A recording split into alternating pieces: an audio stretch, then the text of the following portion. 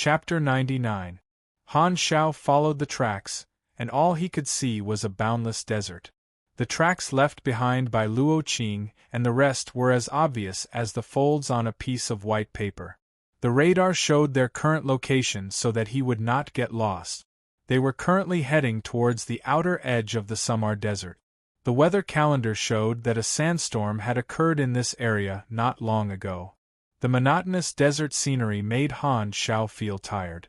After chasing for more than half an hour, an off-road vehicle suddenly appeared in the distance. He was instantly energized. I finally caught up. The Rose militant members in the off-road vehicle also noticed Han Xiao. "It's Thorns!"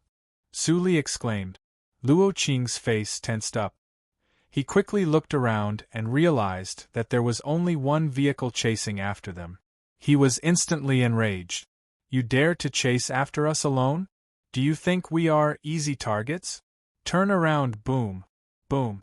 Thorns fired at full power, and the grenades and missiles chased after Luo Qing.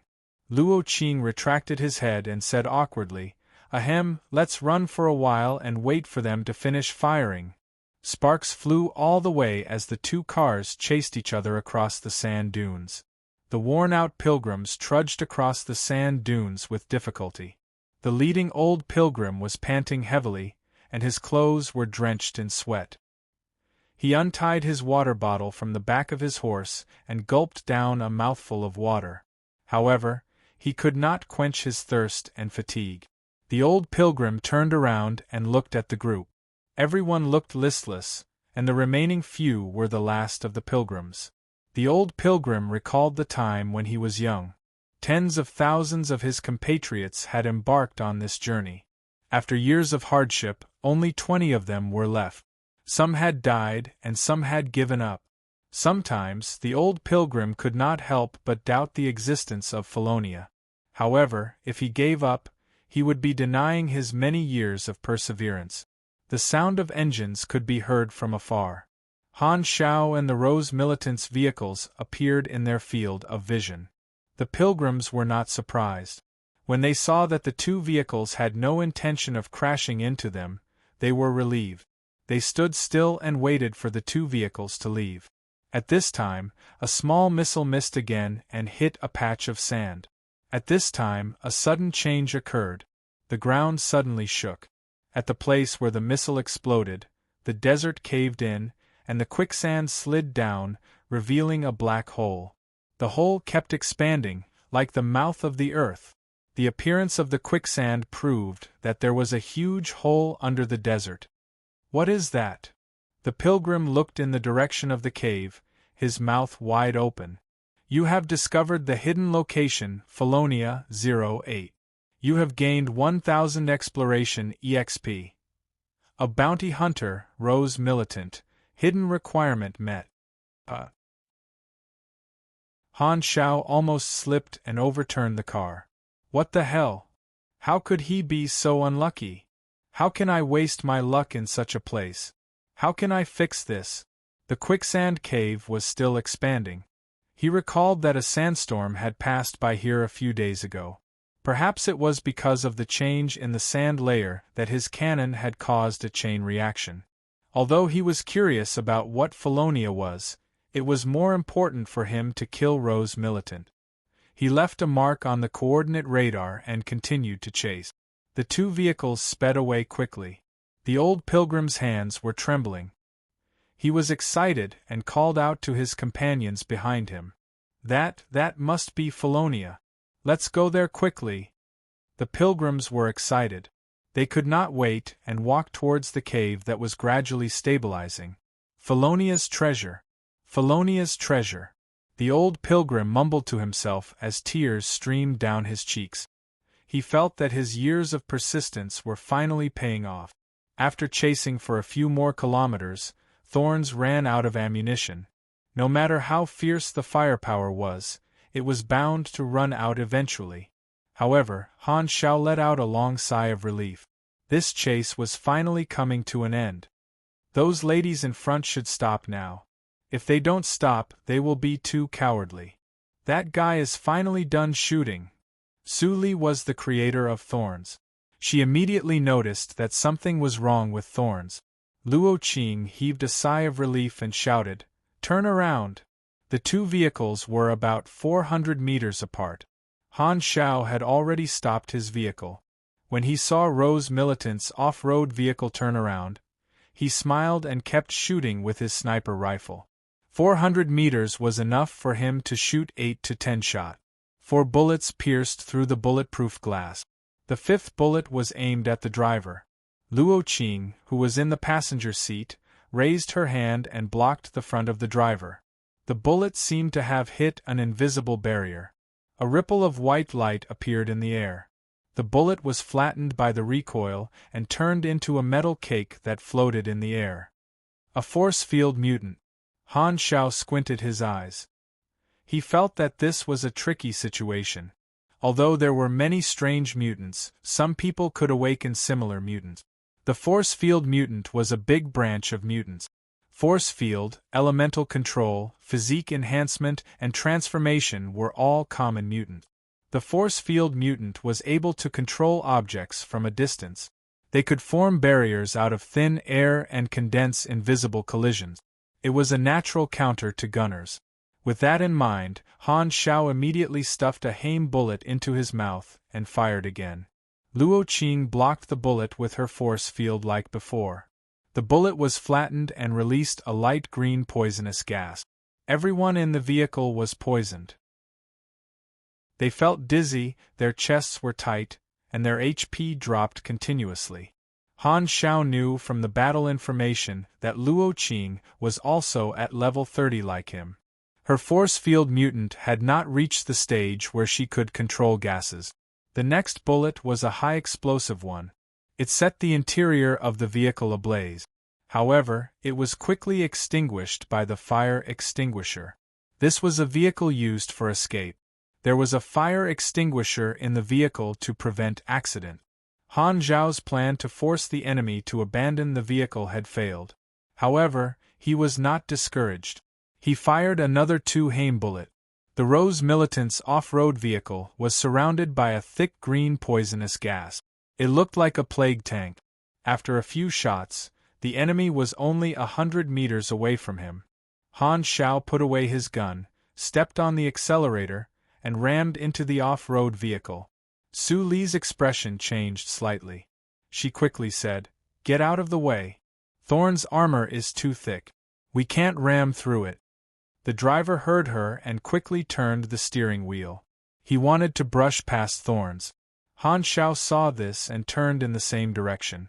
Unfortunately, he was one step too late. He only brushed past the rear of the off-road vehicle. He wanted to wreck the enemy's off-road vehicle so that he could use Thorns to kite the enemy. However, the Rose Militant reacted in time and dodged his attack. Luo Qing realized that even though Thorns had run out of ammunition, it was not a toothless tiger. She suppressed her anger and said, "Forget it. Let's not waste time with him." The off-road vehicle turned around and ran for a few meters. Luo Qing realized that Thorns did not chase after them. She thought that Han Shao had given up. She heaved a sigh of relief. She gritted her teeth and said, "I'll let you go this time. When the reinforcements arrive, it will be your time to die." Just as she finished her thought, an invisible wave spread out from Thorns. The off-road vehicle suddenly lost its power and slid a few meters. It was paralyzed on the spot, and the people in the vehicle fell onto the ground. In the back seat of Thorns, Han Shao activated the electromagnetic pulse interference device. Thorns lost its power as a result. Han Shao sighed. This was the last resort to prevent the enemy from escaping. He did not want to use it, but seeing that Luo Qing did not have the guts to stay and beat him up, he could only watch helplessly. Even if Thorns could be repaired, it would take at least 10 minutes. Then it would be a battle between humans. Electromagnetic pulse. The vehicle broke down. Luo Qing's mind buzzed. She had been tricked time and time again. She could no longer suppress her anger. She got out of the vehicle and charged forward. The force field erupted from her feet. Every step she took allowed her to cross a few meters. She was like a cannonball as she dashed toward Han Xiao. The force field around her flickered. Do you want to die so badly? Chapter 100. Han Xiao turned around and ran, turning back to shoot at Luo Qing with haim bullets, kiting him. Luo raised her hands and pushed them forward as she ran, releasing a stable force field in front of her to block the bullets. Every time she was hit, a circle of white light would burst out. The force field was a natural counter to gunners, but the poisonous gas of the haim bullets made Luo Qing's HP drop slowly. Moreover, a small part of the impact of the force field was transmitted to Luo Qing. Although it was reduced by more than 95%, it was still a damage. Luo Qing's anger rose, and her murderous aura was so dense that it almost liquefied. Speaking of which, if her murderous aura really liquefied, she would probably look like a fountain right now. After Han Xiao fired the 13th bullet, Luo Qing closed in on him, and this kiting took away more than 100 HP from her. If the Esper did not specialize in defense, they were basically fragile. Luo Qing's force field was both offensive and defensive, but if she faced Han Xiao head-on, who was protected by the magnetically controlled retractable armor, she would be knocked around in minutes. Luo Qing noticed this as soon as they started fighting. Han Xiao suddenly pulled out his retractable katana. With the katana in his right hand and the mechanical arm in his left, he fearlessly clashed with her. Luo Qing immediately condensed her force field and smashed it on Han Xiao's head. However, she found that a thin metal armor appeared on his body and turned into a helmet in the blink of an eye. Han Xiao only tilted his head back slightly and blocked the impact of the force field. With the katana in his right hand and the fist in his left, he tore apart Luo Qing's force field. The two fought fiercely, and the force field was constantly emitting white light waves. Even Pan Kuang, who was close to level 40, was defeated in close combat, so it was impossible for Luo Qing to deal much damage to him. However, the force field ability was more troublesome.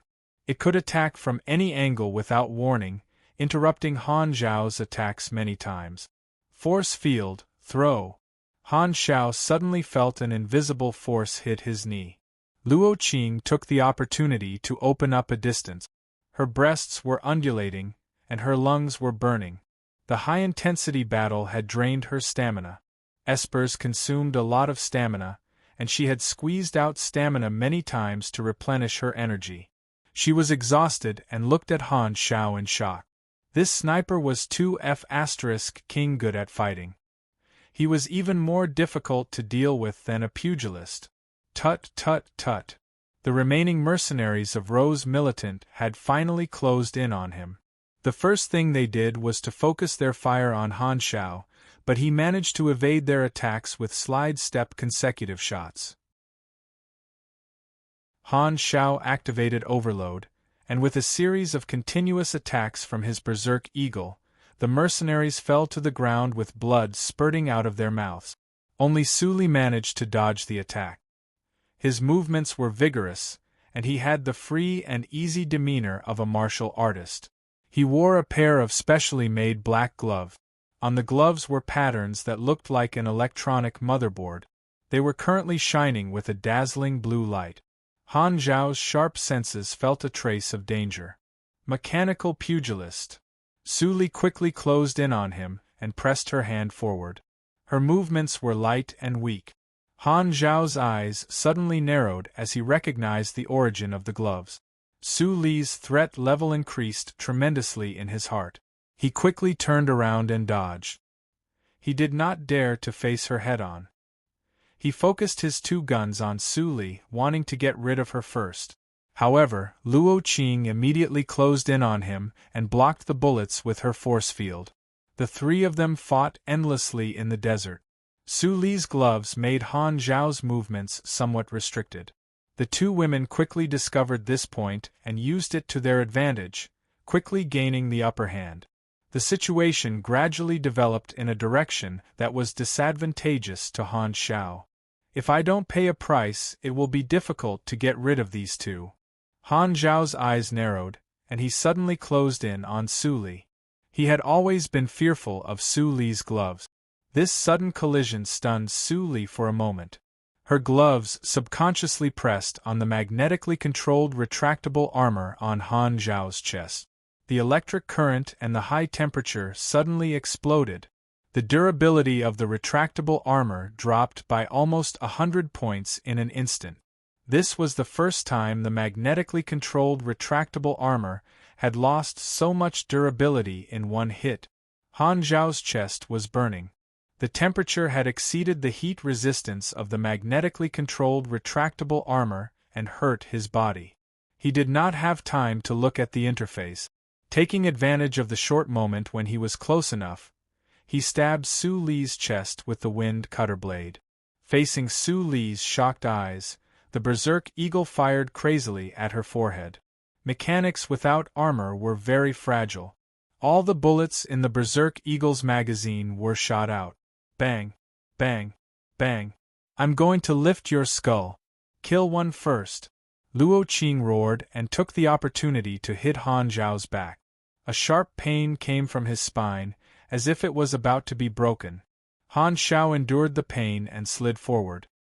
He turned around and emptied the bullets of the berserk eagle. He focused on Luo Qing's legs. Luo Qing's energy was almost depleted after the battle just now. She was like an arrow at the end of its flight. After the sneak attack, she did not have enough energy to keep up with the attack. The bullets broke through her force field and pierced through her knee. Luo Qing's expression changed drastically.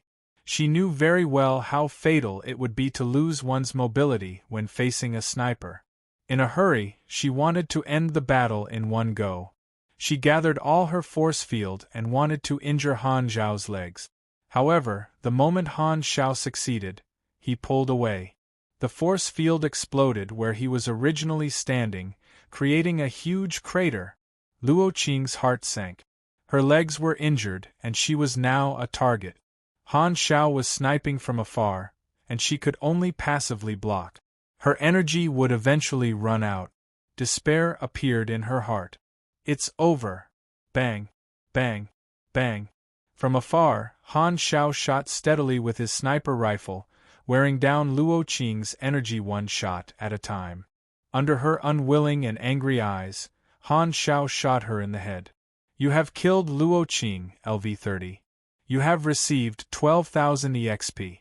You have received thermoelectric cutting gloves, X2. The theory behind this pair of gloves was based on the basic thermodynamics, which he had not learned yet. There was a miniature thermoelectric converter inside, and the energy source was a high-energy battery. It consumed a lot of energy, but it was very powerful. It also dealt bonus damage to metals. The spoils of war were naturally taken by Han Zhao. Speaking of which, this seemed to be the first time that his equipment had been dropped by a mechanic-class enemy. Mechanical pugilists used one or a few types of melee machines as the core of their battle, and they developed special skills around the weapons. Su Li's combat style was relatively low-level mechanical pugilists, and she only relied on the power of her equipment. Some mechanical pugilists' equipment had their own skills, and they could only be used when certain conditions were met. Among the 4 blueprints that Old Man Lu had given him, one of them was a piece of equipment with its own skills. The mission had been completed, and all that was left was to go back and hand in the reward. Han Zhao thought about Felonia and decided to go back and take a look. He turned off the EMP interference device and checked the precise parts of thorns that had been burned. He calculated that it would take about 15 minutes to fix the car, so he immediately got to work. There seems to be a group of wanderers near Felonia. I wonder how they are doing now. Han Zhao thought to himself. Half an hour earlier, the entrance to Felonia was a fault in the cliff. The pilgrims climbed along the cliff to the bottom. It was pitch black in front of them, and they could only vaguely feel that they were in a space that looked like a corridor. There were narrow walls on both sides, and there was an extended tunnel in front of them. A young pilgrim turned on his flashlight and saw his surroundings clearly. Everyone's jaws dropped, and their faces were filled with disbelief. Chapter 101. While repairing the vehicle, Han Shao was also reflecting on the problems he had exposed in the battle. His current combat mode was mainly sniping, and the best strategy was to kite. However, his movement speed was not fast, so he should create some gadgets to increase his speed. The power leg was a good choice, but Han Shao felt that it was too cumbersome. Coincidentally, with his current level and knowledge, he could create a new and more agile gadget. He felt that he could further improve his combat mode. For example, he could form a robot team to provide firepower support to make up for the weakness of his sniping attack speed. After all, the mechanic class was a wholesale manufacturer of equipment, so he could provide whatever he lacked. After quickly repairing the vehicle, Han Shao drove Thorns back to the entrance of Felonia following the coordinates marked on the radar. He immediately saw a series of footprints that extended to the edge of the cave and disappeared. After thinking for a while, he knew that the group of wanderers had gone down first. If it were a normal person, they might be worried that the good stuff inside would be taken away by others. However, Han Shao felt that it was better this way. There were people helping him to detect the mines. Standing at the edge of the cave, Han Shao looked down. The rock walls were clearly layered. At the intersection of the sun and the darkness, he could vaguely see rusty metal extending downwards. There are traces of man-made excavation on the rock walls. There is a fishy smell in the wind, the smell of rust. I have never seen this place before. Let's go down and take a look. Han Shao had brought all his equipment. With the flashlight in his mouth, he climbed down the rock walls and shone the flashlight down from time to time. As he got further and further away from the ground, the sun gradually disappeared. He realized that the rock walls were curved. Soon, the sun disappeared, and the surroundings were dark. The only source of light was the flashlight. This gloomy atmosphere made Han Shao alert. He felt a chill in his heart. He wished that he could slow down his heartbeat so that he could relax. After climbing for about 3 minutes, the flashlight finally shone on the ground. It was a hollow metal floor. It was covered in dust, and there were thick spider webs in the gap. No one had stepped on this floor for a long time. Han Shao landed on the ground with a thud. The sound echoed far away. In this pitch-black environment, it was very quiet and creepy. The surroundings were dark and empty. The flashlight was like an isolated island in a dark sea. Rustling sounds came from the darkness, as if the sound of landing had attracted the attention of some unknown existence. He scanned his surroundings with the flashlight and found himself in a metal corridor. It seemed to be built in the style of a base. There were reinforced concrete everywhere, and the walls were covered with yellow-green rust oxide. There were strange, soft-bodied insects crawling in the rust. The hollow metal plate on the ground was covered in dust, and a series of new footprints extended forward, presumably from the group of pilgrims who had gone first. There should still be space below the metal floor. Han Shao turned the flashlight to his feet and saw the scene below. Through the hollow metal plate under his feet, countless densely packed red compound eyes stared at him silently in the darkness. F***CK. Han Zhao's scalp went numb. He hurriedly retracted the light and listed the lower floor as a forbidden area. He carefully followed the footprints of the pilgrims. The surroundings were silent, and he could vaguely hear the rustling sounds of creatures crawling. When he listened carefully, they disappeared without a trace. It was very strange, and he could not help but feel nervous. After walking for a short distance, a fork appeared in front of him. The pilgrim's footprints disappeared at the fork on the right. Just as he was hesitating, the sound of hurried footsteps came from the fork on the right. It seemed that many people were running in panic and were rapidly approaching. Han Shao quickly hid at the fork on the other side. He turned off the flashlight and put on the night vision goggles from Fabian. Run, run! Monster! The pilgrims ran out of the fork in panic, as if they were running away from some unknown existence. Their clothes were stained with blood, and the number of people had decreased. What are they running away from? Han Shao was puzzled. Suddenly, a beast-like roar came from the other side of the fork next door. It was hoarse and heavy, like the sigh of a giant. The echo buzzed. Just hearing this sound made his chi and blood surge. Disgust rose in his chest, and he was secretly frightened. This is the pressure of a high-level shapeshifter. It is definitely above level 40. The group of pilgrims were terrified. They did not know what terrifying existence they had seen. They used their hands and feet to crawl back in panic. However, the monster did not seem to have come out. The pilgrims sat down weakly, as if they had just survived a disaster. The monster did not make any sound of footsteps. Han Shao remembered this in his heart. Joel was eaten by the monster. Boo-hoo! This place is too scary. The old pilgrim trembled, and his expression was dejected. It was as if his spirit had been sucked away. He said, "This is not Felonia. There is nothing here that we want. Let's leave this place quickly and find the real relic."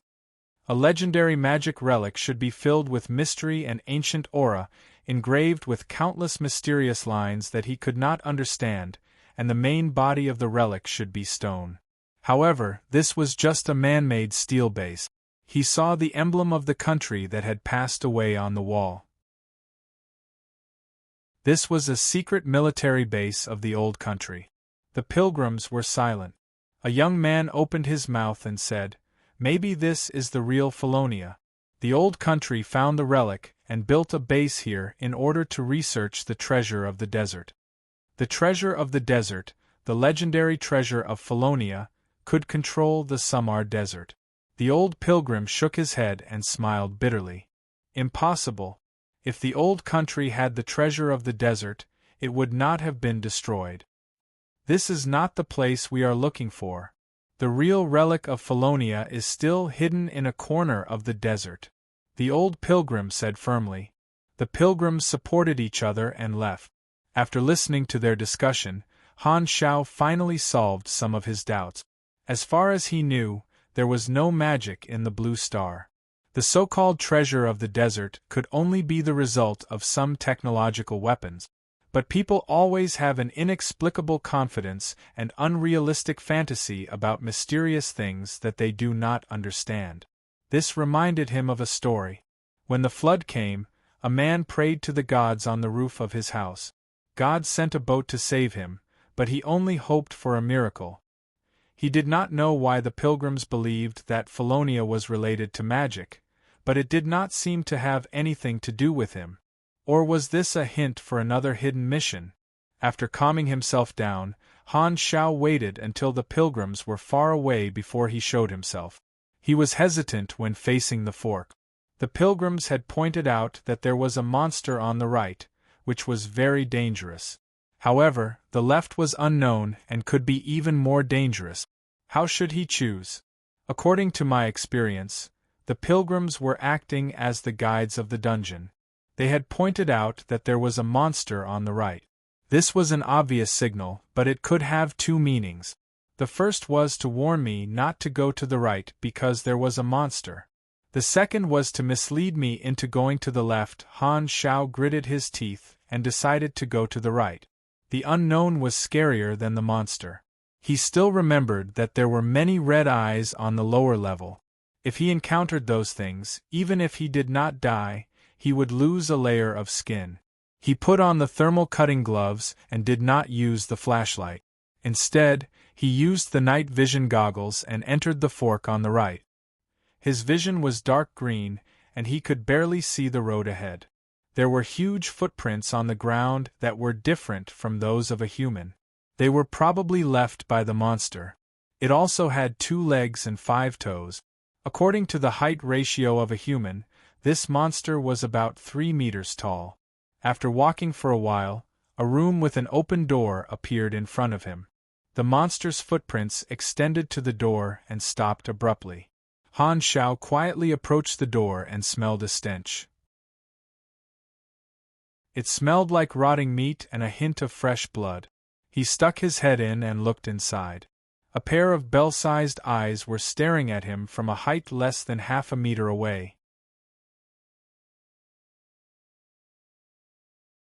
Chapter 102.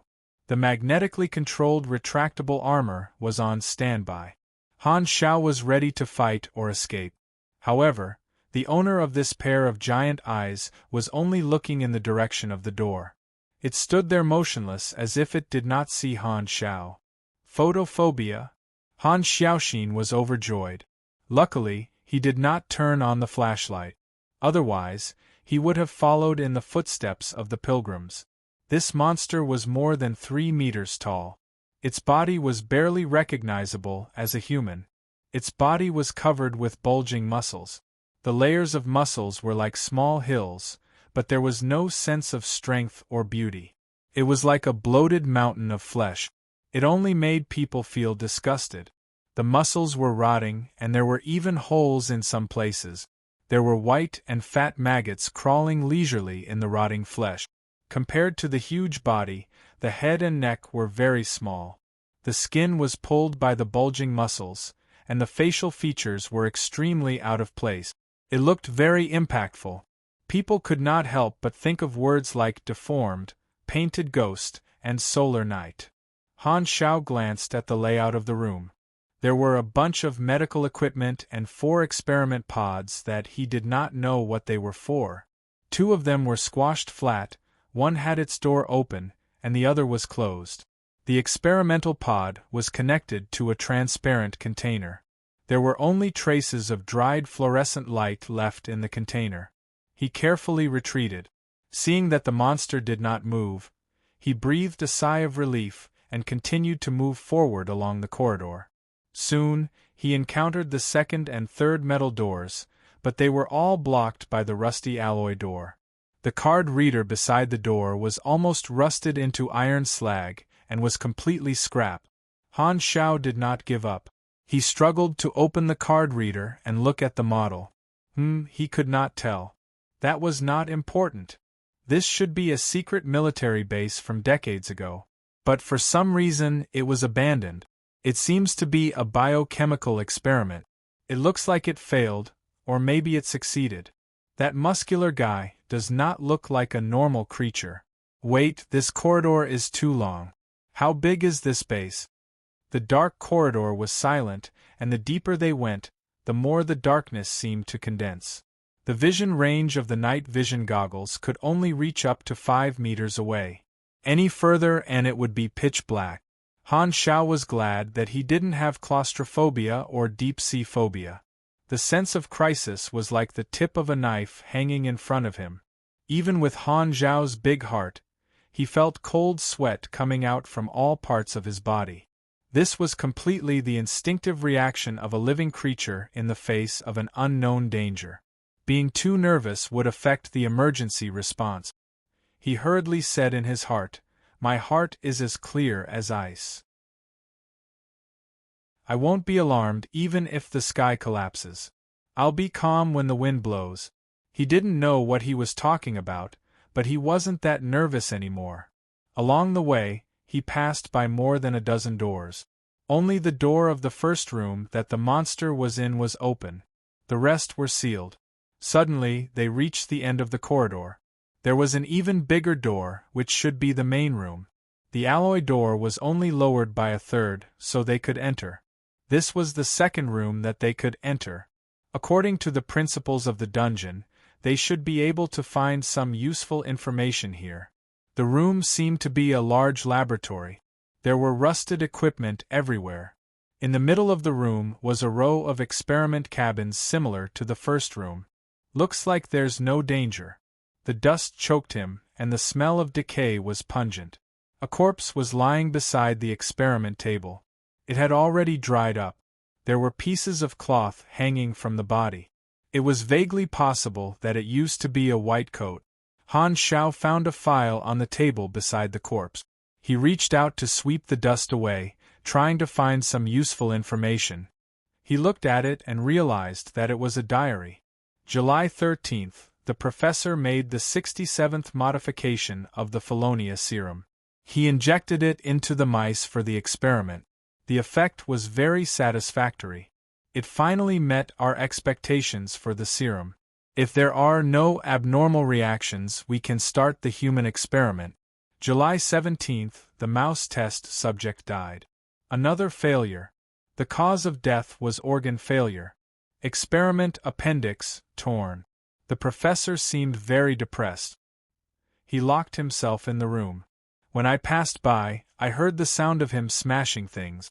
July 20th, the professor insisted on the human experiment. The higher-ups approved the professor's request. This is crazy. Did he forget the consequences of the failure of test subject number 000? Experiment appendix torn.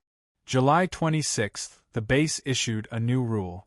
All researchers are to hand in any electronic devices and are not allowed to connect to the external network. Has the situation outside deteriorated to this extent?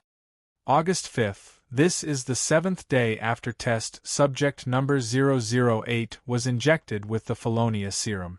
The test subject is doing well. There are no abnormal changes, but the professor is very disappointed.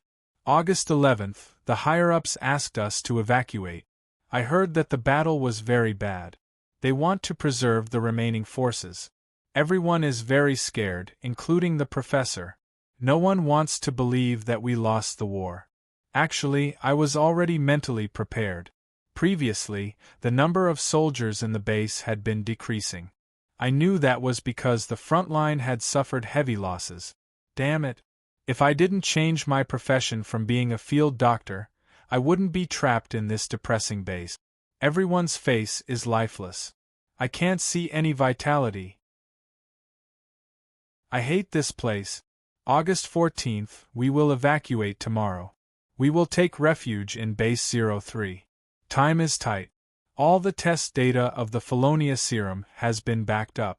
The original data has been destroyed. The guards were really rude. They seemed to be preparing to self-destruct the base. The professor took a few samples of the Felonia serum and destroyed the rest of the serum. The records ended here. Han Xiao flipped to the front again. There was no other valuable information. Many pages were torn. The corpses beside the wall showed that this group of people didn't evacuate. Some accidents happened between August 14th and 15th, which led to a large number of deaths. Most of them died in the lower levels of the base. Those red compound eyes were the eyes of the desert worm. What is the Felonia serum? Han Xiao was curious. He suddenly remembered that the fluorescent liquid in the experiment chamber in the first room had dried up. It should be the residue of the serum. The experiment diary said that the professor had the serum. The corpses were most likely in the lower levels. Han Xiao didn't want to enter the forbidden area. It seemed that there was no chance for him to get the serum. Looks like I didn't find anything this time. Han Xiao shook his head. He looked up and held his breath. He saw a black box on the table in the middle of the room. He quickly walked up to it and opened the lid. There were 3 tubes of fluorescent liquid inside. At this moment, a string of ancient sayings rushed into his mind. At the end of the mountain and the river, there is no road, but at the end of the tunnel, there is always a village. You wear out iron shoes in vain, only to find it by chance. Suddenly looking back, that person is in the waning light. Looking at the body at his feet, Han Xiao's mouth twitched. Could this be the professor? He grabbed the 3 tubes of liquid and sized them up. How can this color be called a serum? You have received Felonia serum, incomplete.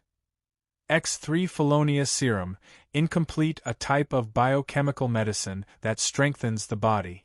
It is not perfect yet. There is a chance of mutation after use. P.S. This may be the last 3 tubes of Felonia serum. A biochemical potion. The side effects of an imperfect potion are very serious. This is an unfinished product. If I use it, I'll probably become like that muscular stick. That's too scary. Han Xiao shuddered. There shouldn't be anything else here. I should leave quickly. This place is too creepy. Han Xiao turned around and suddenly realized that the muscular stick had appeared behind him without him noticing. It was staring at him from above without making a sound.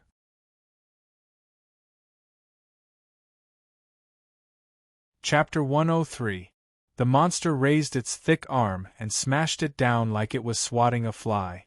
The huge force caused the air pressure to suffocate Han Xiao, and the stench assaulted his nostrils.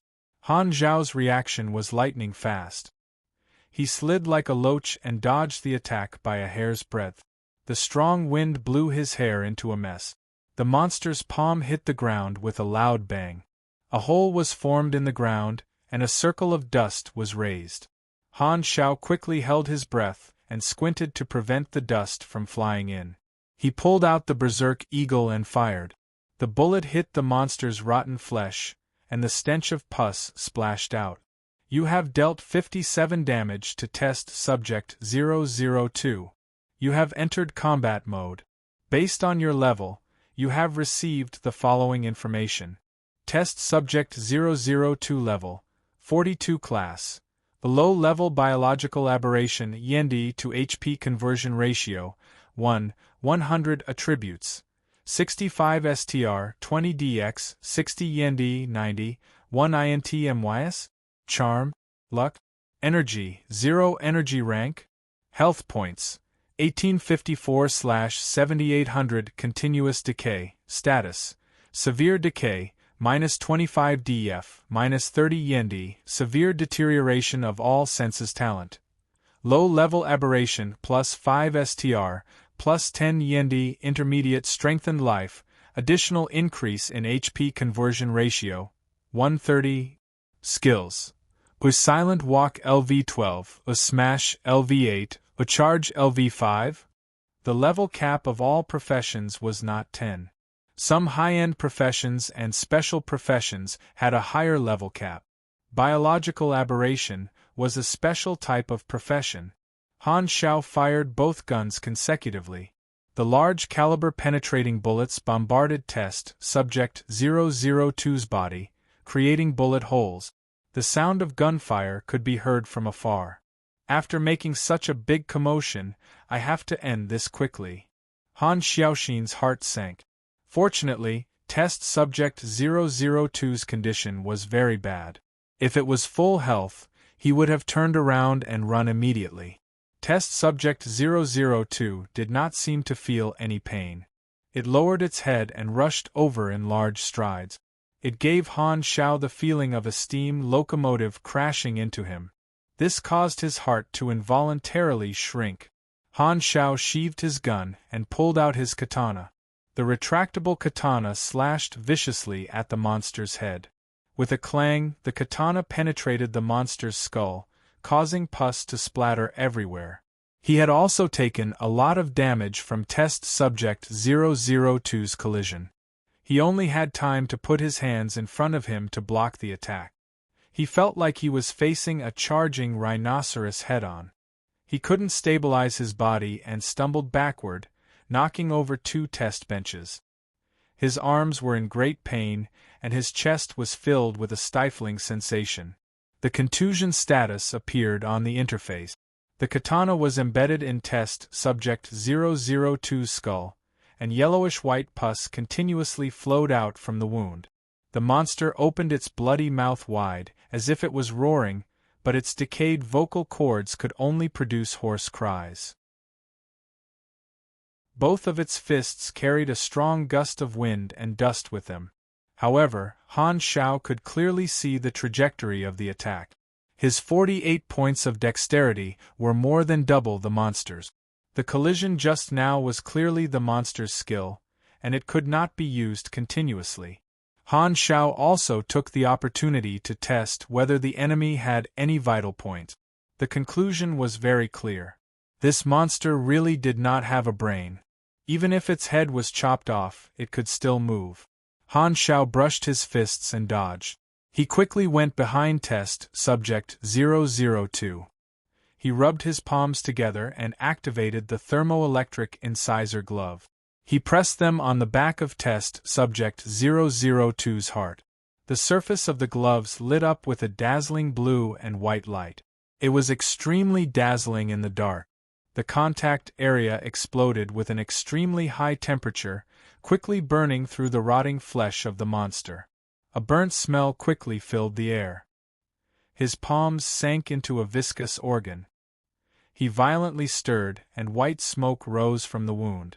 Test Subject 002 kept waving its arms, but Han Shao narrowly avoided all of them. The thermoelectric incisor glove's continuous damage was extremely high. In just 10 seconds it had dealt no less than 800 damage. It almost burned through Test Subject 002's body. Suddenly, the gloves flickered a few times and the light dimmed. They had run out of energy. The high-energy battery could only support the operation of the gloves for a few minutes. Su Li had been fighting with these gloves for a long time, and there was only a trace of energy left. Han Shao quickly retreated and used his dexterity to fight. This big guy was like a low-level beast with no intelligence at all. Although its attributes were high, Han Zhao's dexterity made it easy for him to deal with it. Only tackle posed a threat. With the help of the terrain and obstacles, Han Shao finally killed Test Subject 002 one shot after another.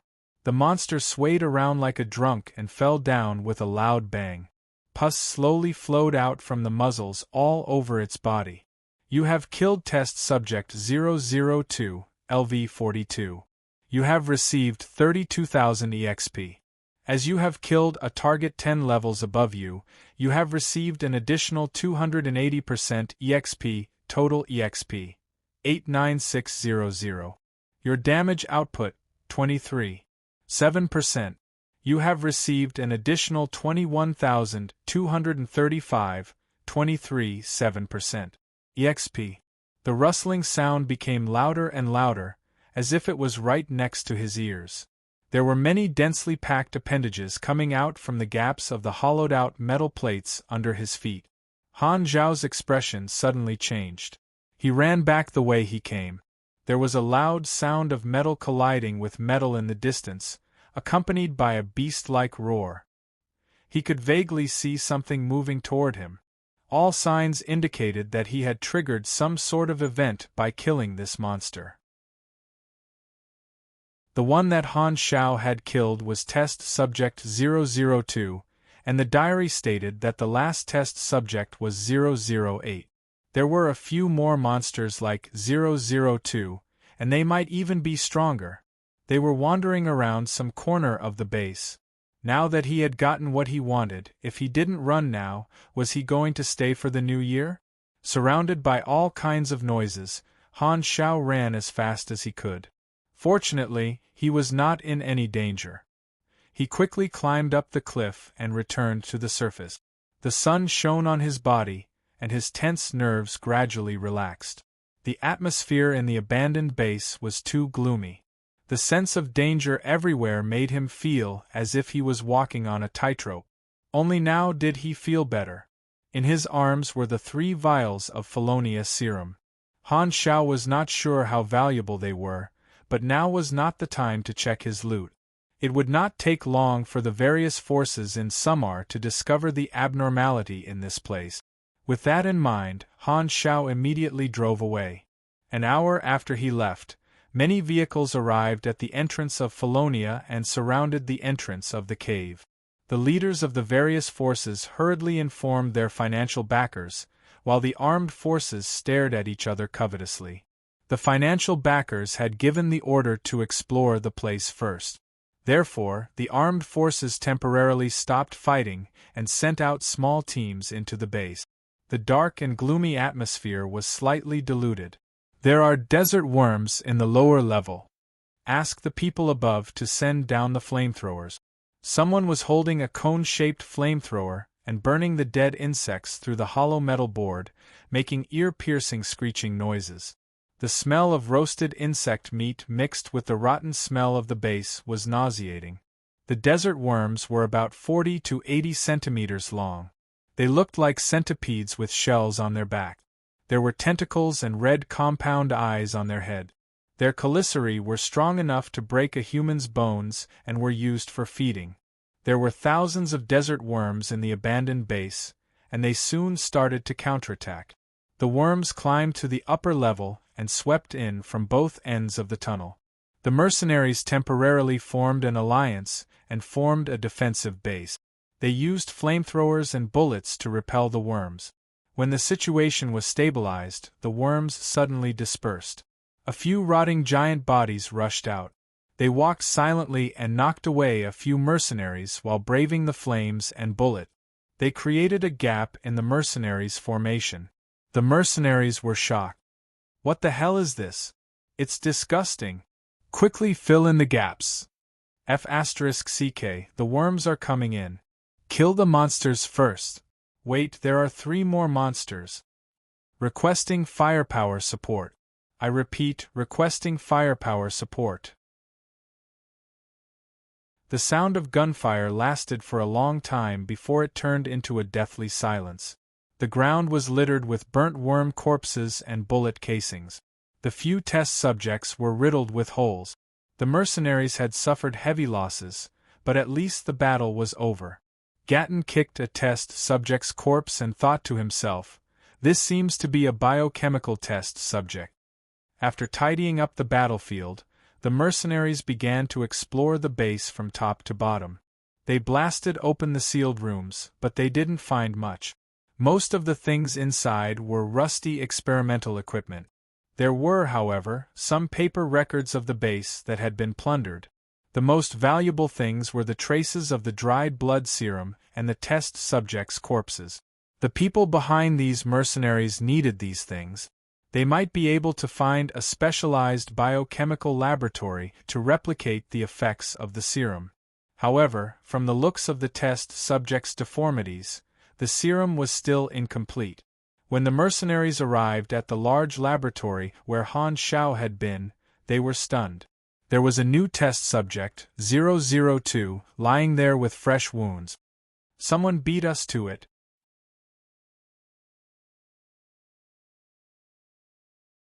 Chapter 104.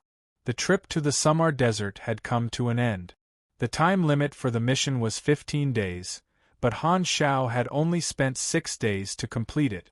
The Fabian Corporation's transport plane landed at the Morning Wind City Airport. Han Shao immediately rushed to Hotel Vitalia and went to the Blood Pact Society's floor to submit the mission. The waiter quickly reported, and the person in charge personally came to receive him. In a separate VIP room, Han Shao leaned on the sofa and waited for the person in charge to confirm the mission details. On a certain floor, a dark net recorder opened the Rose Militant's bounty page and wrote down the latest information. 688-4. 1 Codename, Mr. Black, Net, Mission completed, time, 688. 4. 7-inch mission cancelled. This information was sent to the database.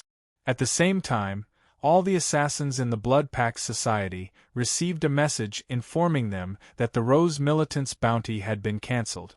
Mr. Black, your bounty mission has been verified. We will transfer the reward to your account. Ding. Han Shao looked at his computer and saw that his account had increased by 3 million. He had more than 5 million in his bank account. He realized that doing bounties was really quick to earn money. It was even faster than making machines. The players who had completed the Rose Militant mission in the past seemed to be a small team of 15. Everyone shared the reward, but Han Shao had completed it alone and earned a lot. You have completed Bounty Hunter, Rose Militant. You have received 150,000 EXP. Hidden requirements. Felonia Project Discovery has been completed. You have received 250,000 EXP. You have received a special reward, Intermediate Gene Blending Potion, for 37% low concentration. X1 Blood Pact Society's favorability increased by 550 points. Current neutral, 550/1000. Scorp's level assassin Han Zhao's eyes lit up. The Gene Blending Potion was an unconventional game item. Its function was to reduce the failure rate and mutation rate of the biochemical potion.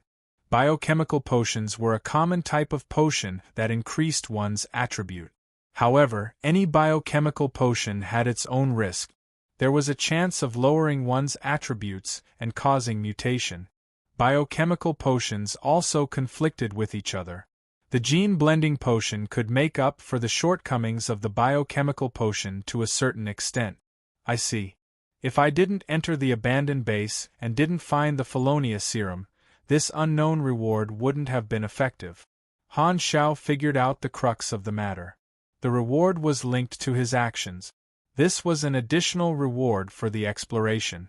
The 002 test subject was equivalent to a mini-boss guarding the serum. His cautious behavior during exploration allowed him to avoid many difficult checkpoints. The footprints of the pilgrims were a guide. If he ignored the guide and went in the opposite direction, he would be surrounded by a bunch of experimental subjects and desert worms. If he chose the left side because he was afraid of monsters, he would miss the opportunity to obtain the serum. If he entered the right corridor with the flashlight, he would trigger the battle of test subject 002 at the first door. The narrow space of the corridor made it impossible to dodge, so it was difficult to move forward. He could only exit the corridor. If one was greedy and wanted to continue exploring after obtaining the serum, the consequences would be the same as the first rule. This reward was truly a pleasant surprise. Han Xiao couldn't wait to study it. After handing in the mission, he was about to leave when the person in charge suddenly said, "Mr. Black, may I ask if you can stay in Morning Wind City for the next 2 days? There's an important guest who wants to see you." Honored guest? Han Xiao was puzzled. The messenger of the Rothschild family, the client of the Rose Militant's bounty mission. He wishes to meet you. Could it be that he's here for Felonia? Han Xiao's eyes flashed. Please tell him that I'm happy to meet him. The person in charge was overjoyed. Okay. After leaving Hotel Victoria, Han Xiao returned to Antonio's base and went straight to the workshop that was temporarily allocated to him. He took out a tube of Felonia serum and the low-concentration gene-blending agent that was rewarded by the mission. The Felonia serum had a fluorescent yellow color. It was well sealed and had not deteriorated even after a few decades. Low-concentration gene-blending agent. Silver specks sparkled in the solution, and it was as viscous as mercury. To use or not to use it? That was the question.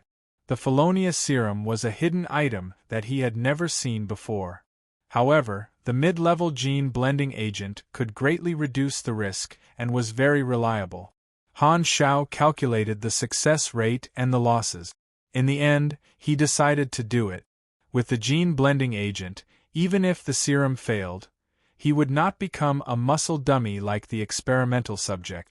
He took out a syringe and a catheter, inserted it into the vein in his arm, and injected the gene-blending agent. A cool feeling flowed through his blood and circulated throughout his body.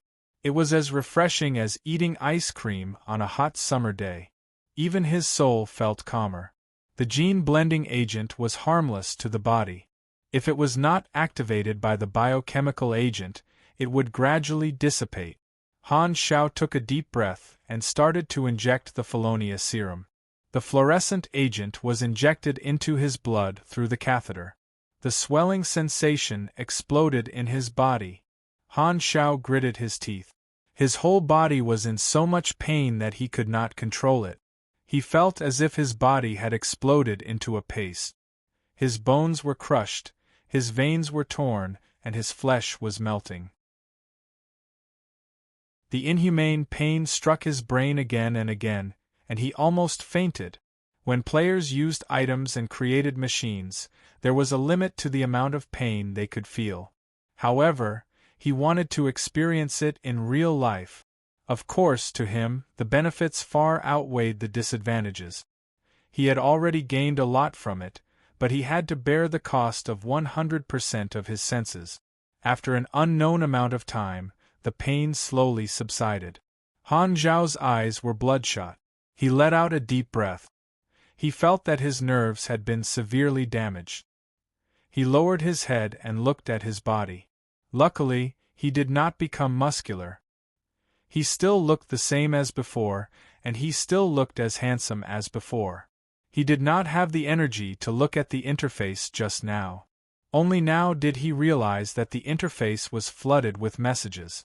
You have used the Felonia serum, incomplete. Assimilation progress, 12%. Mutation test. Test passed. Gene blending agent reduces failure rate. You have used the Felonia serum, incomplete. Assimilation progress, 46%. Mutation test passed. You have used the Felonia serum, incomplete. Assimilation progress, 73%. Mutation test passed. You have used the Felonia serum, incomplete. Assimilation progress, 100%. Assimilation complete. Compatibility. Excellent. You have received 3 STR and 5 YND. You have received the talent, Elementary Strengthened Life. Han Zhao's body trembled. He looked at the interface in disbelief. There was a new talent, Elementary Strengthened Life. This is a molding talent. Han Zhao was shocked. There was a very special type of talent called molding talent. At least to his knowledge, he had never heard of a player obtaining a molding talent. Molding talents were exclusive to NPCs and bosses. They were extremely powerful and rare even for NPCs. The effect of Elementary Strengthened Life increased his health points from endurance. The ratio was 1:15. In other words, he now had 66 points of endurance, which was equivalent to 990 extra health points.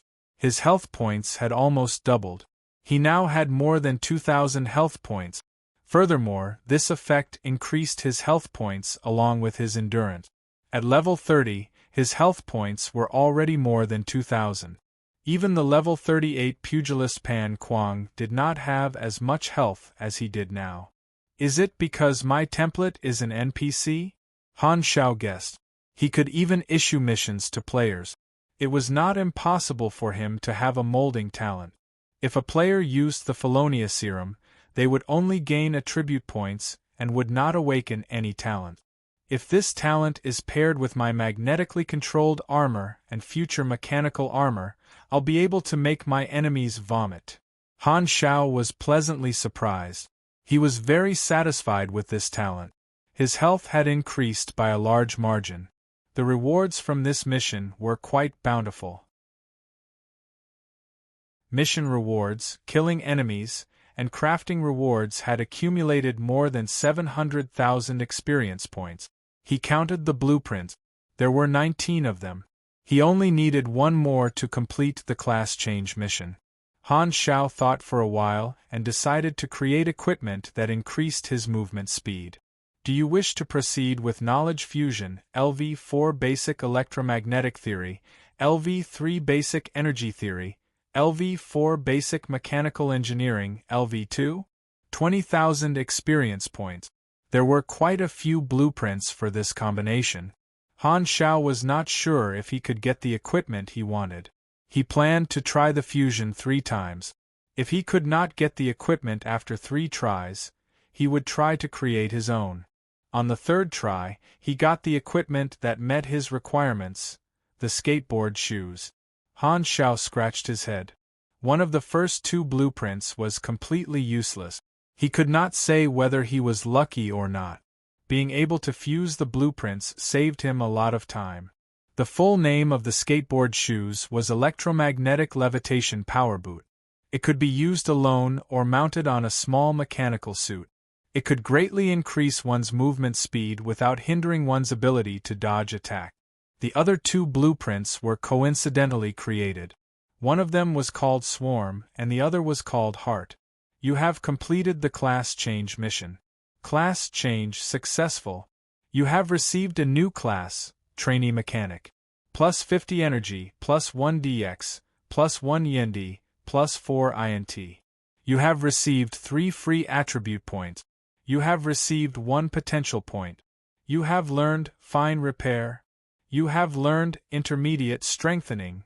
The 2 core skills of the Mechanic class, Repair and Strengthening, had finally evolved. The Trainee Mechanic class was the 3rd stage of the Mechanic class. It did not require a lot of experience points to level up from level 1 because it was a class with a maximum level of 15. Han Xiao leveled up 3 times in a row. His total level was 34, and he put all his free attribute points into intelligence as usual. Han Xiao still had some experience points left. After thinking about it, he decided to level up with sliding shot. This skill had helped him many times. Furthermore, the mechanic class lacked combat skills, so every active skill was very important. He was not in a hurry to level up overload. The effect of level 1 was already strong enough. Sliding shot was leveled up to level 4, and its effect was stronger. At the same time, the energy cost was increased to 8 points. Han Xiao now had almost 900 points of energy, which was very plentiful. He used up all his experience points again. The huge amount of experience points had been exchanged for combat power. His energy rank was over 500 and with the help of his machinery, it was close to 700. With his current strength, he could easily defeat Pan Kuang without Norse's character summon card.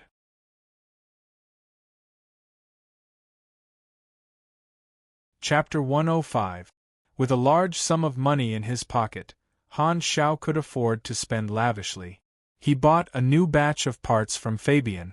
One day later, Han Xiao used his advanced skills to strengthen all his equipment and created a new piece of equipment with a new blueprint. The electromagnetic skate shoes looked like a pair of metal boots. The heels and soles of the shoes were equipped with a special device that could reduce the friction on the ground by using the effect of a special electromagnetic field. The high-energy battery inside the boots would provide power, allowing the user to skate on all kinds of terrains like ice skating. The speed was comparable to that of a car, and the energy could support the maximum power for 20 minutes. He painted the hover boots in black and silver. It looked very fashionable.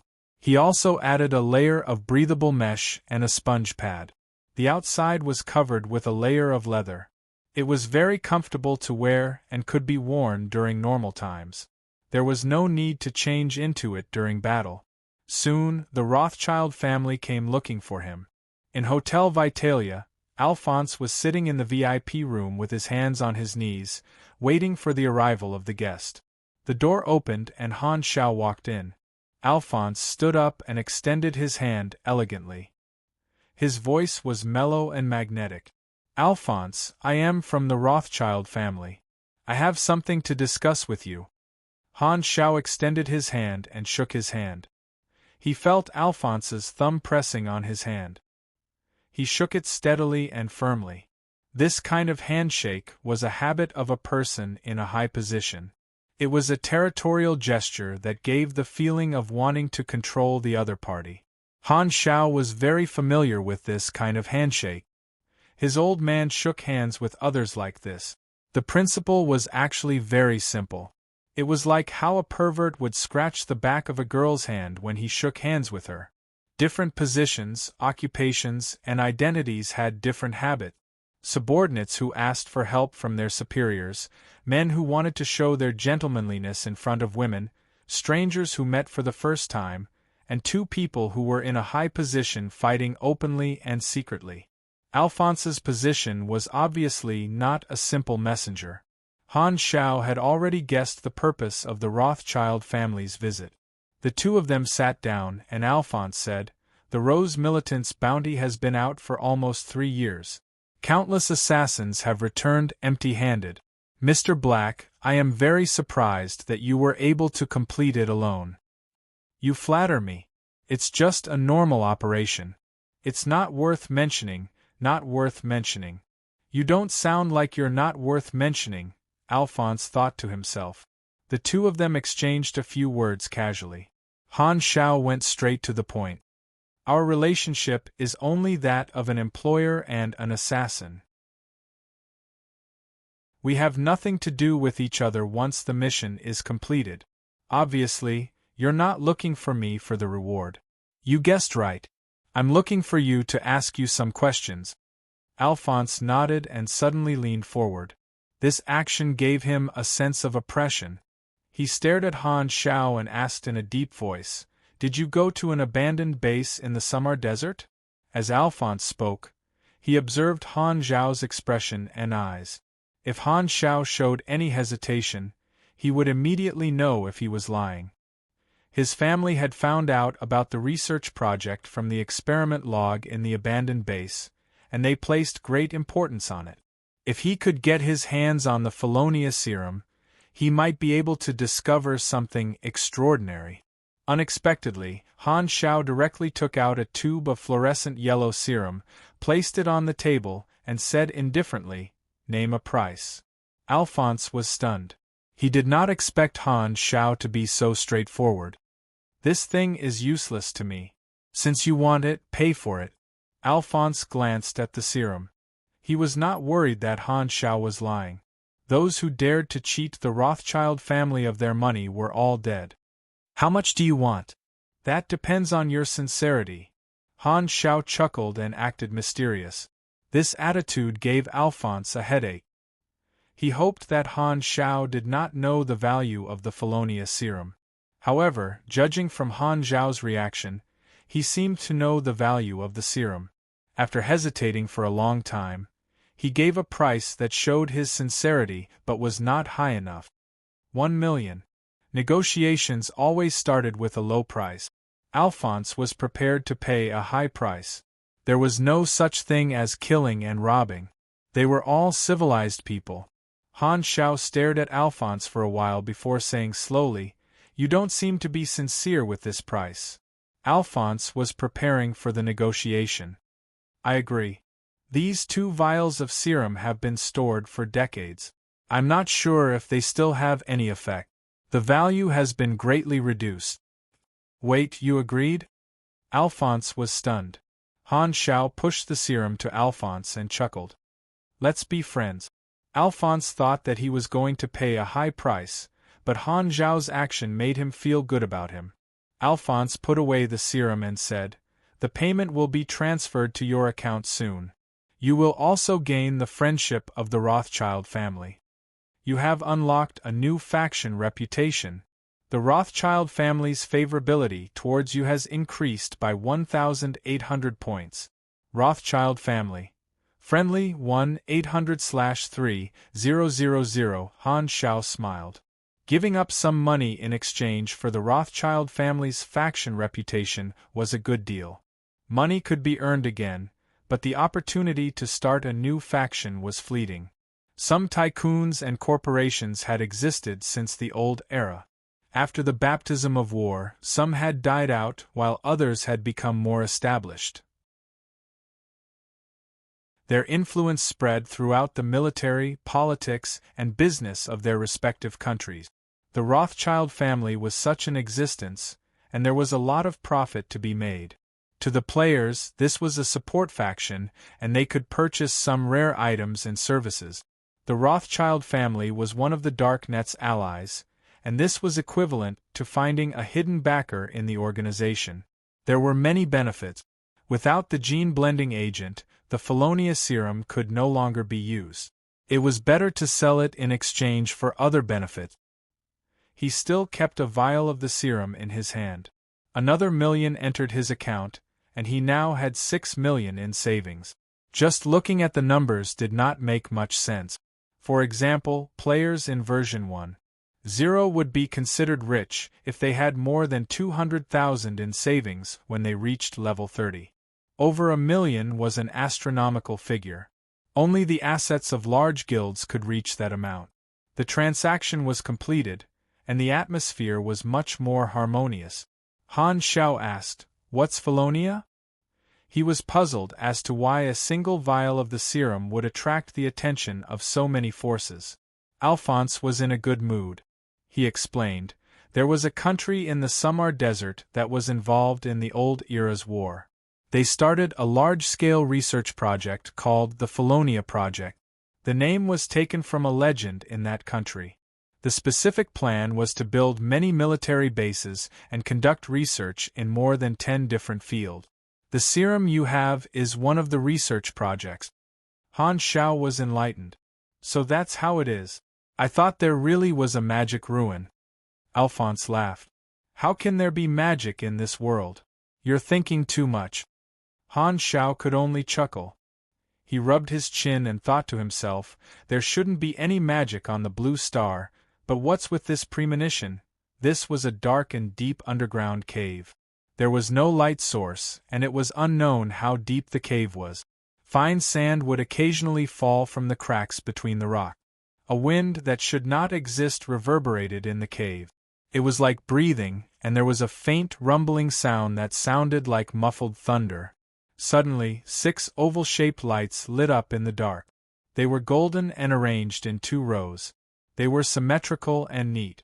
There was no reference object around them, but by visual inspection, the diameter of each light was no less than 10 meters. The lights flashed very quickly, as if they were blinking.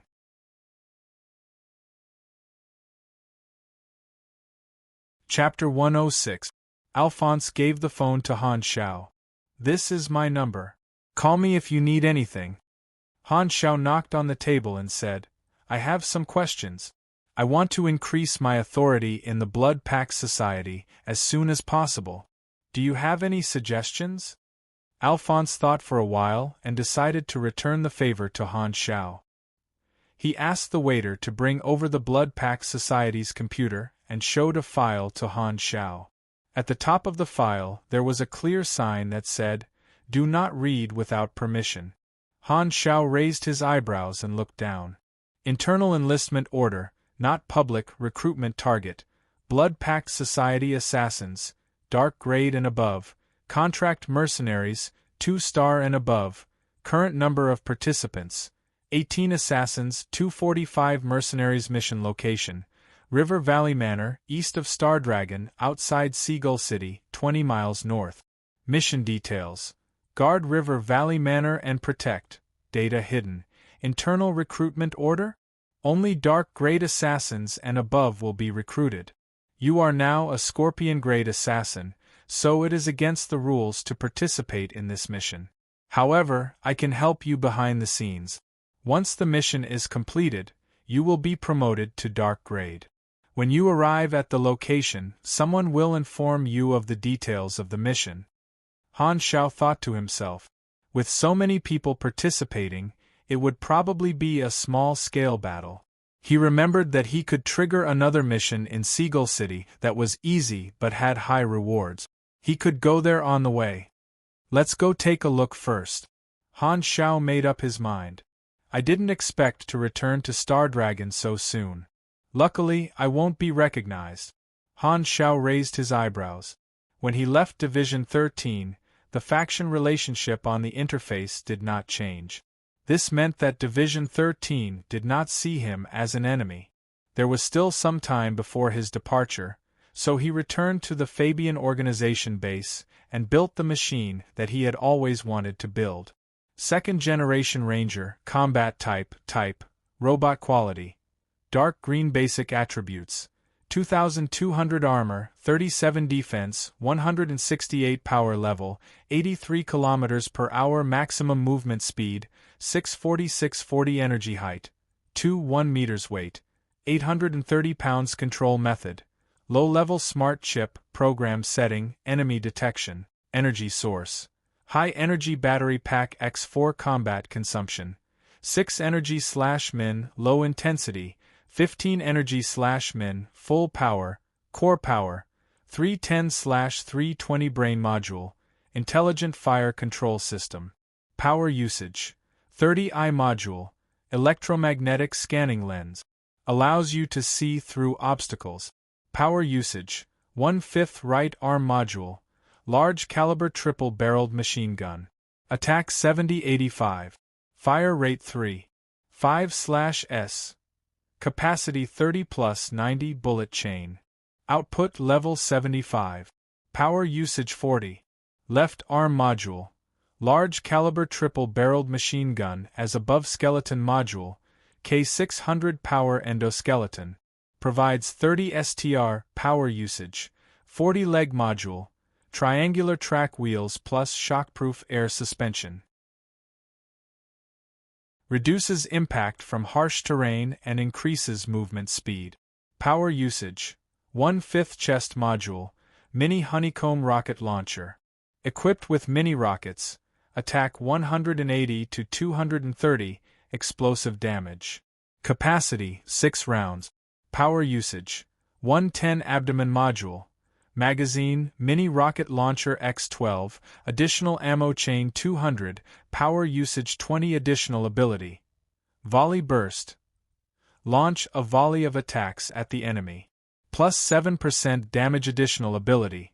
Platinum alloy, increases armor value and reduces physical damage by 11% additional ability.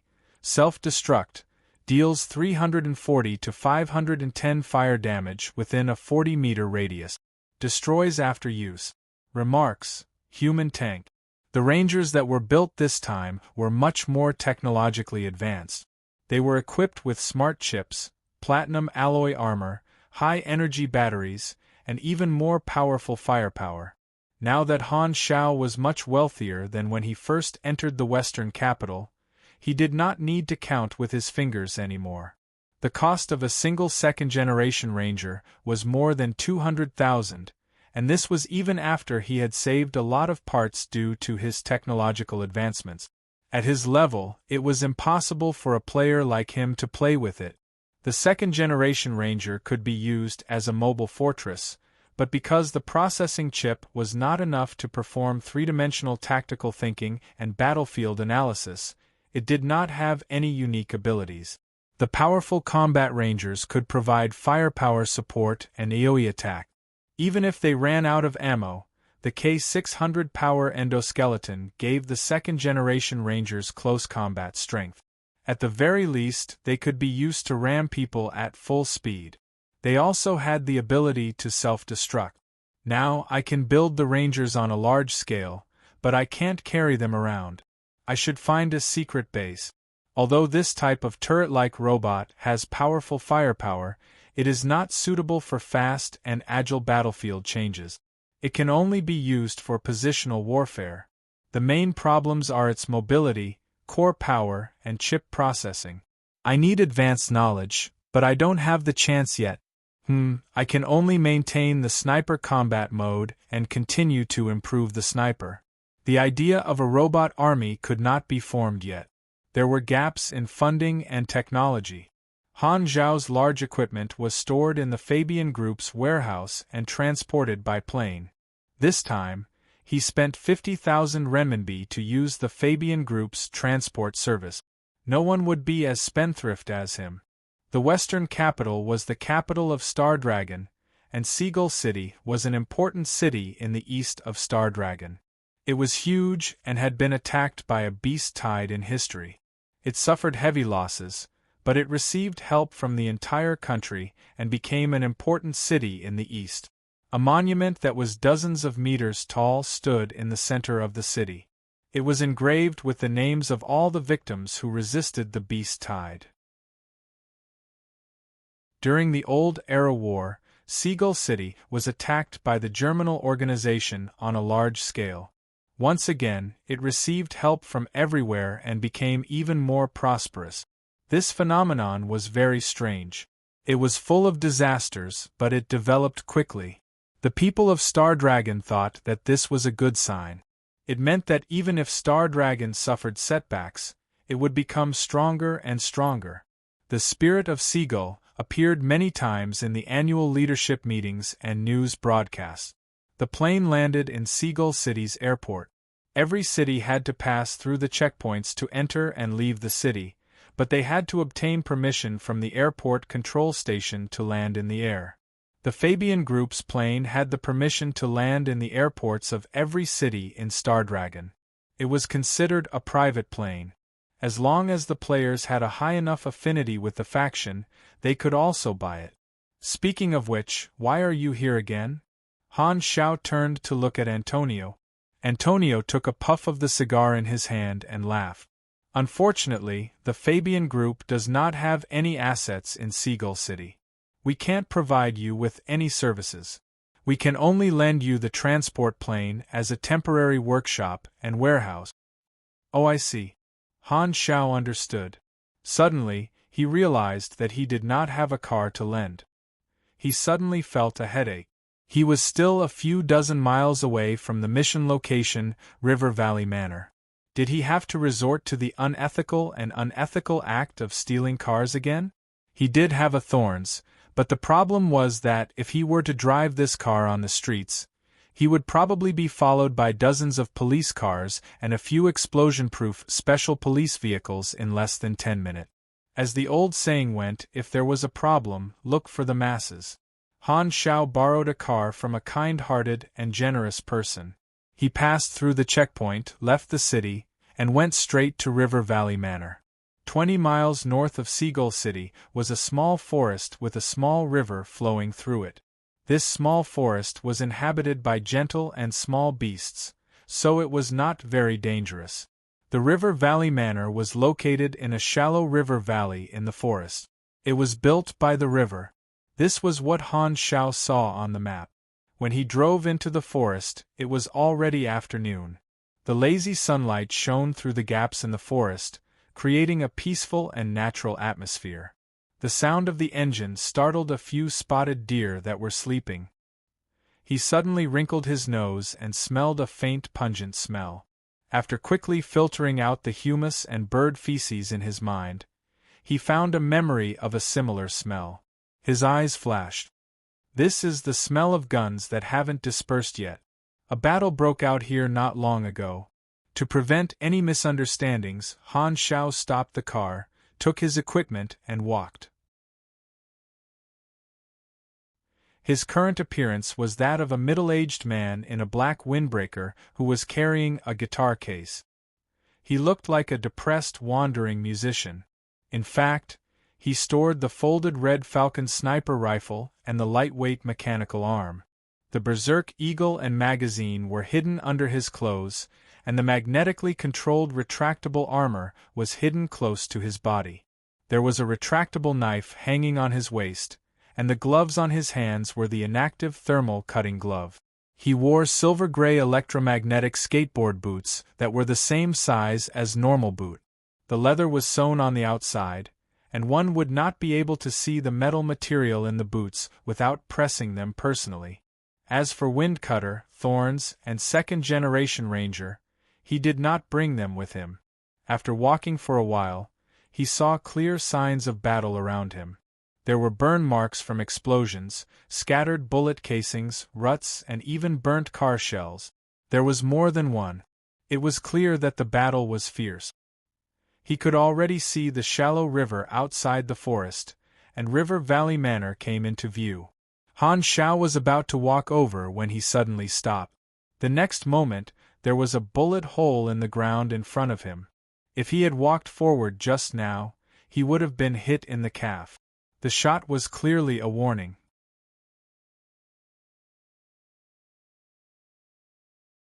Chapter 107. Han Shao squatted down and dug out the bullet from the ground. He looked at it and realized that it was an armor-piercing bullet. The people in River Cove Manor were probably his own people, so this shot was just a warning shot. Otherwise, it would have been aimed at a vital point. Han Shao thought about it and took out a bronze coin from his pocket. He raised it and waved it. The snipers in the manor would definitely be able to see it through their scope. This coin was given to him by Alphonse before he left. He said that it was proof to identify his teammate. After waiting for a minute, Han Shao walked forward again. This time, no one fired. He successfully arrived at the entrance of River Cove Manor. He realized that the manor had been modified. Countless iron plates were nailed to the outer walls, covering the interior of the manor tightly. There were traces of explosion on the plates. The door opened and Han Shao walked in.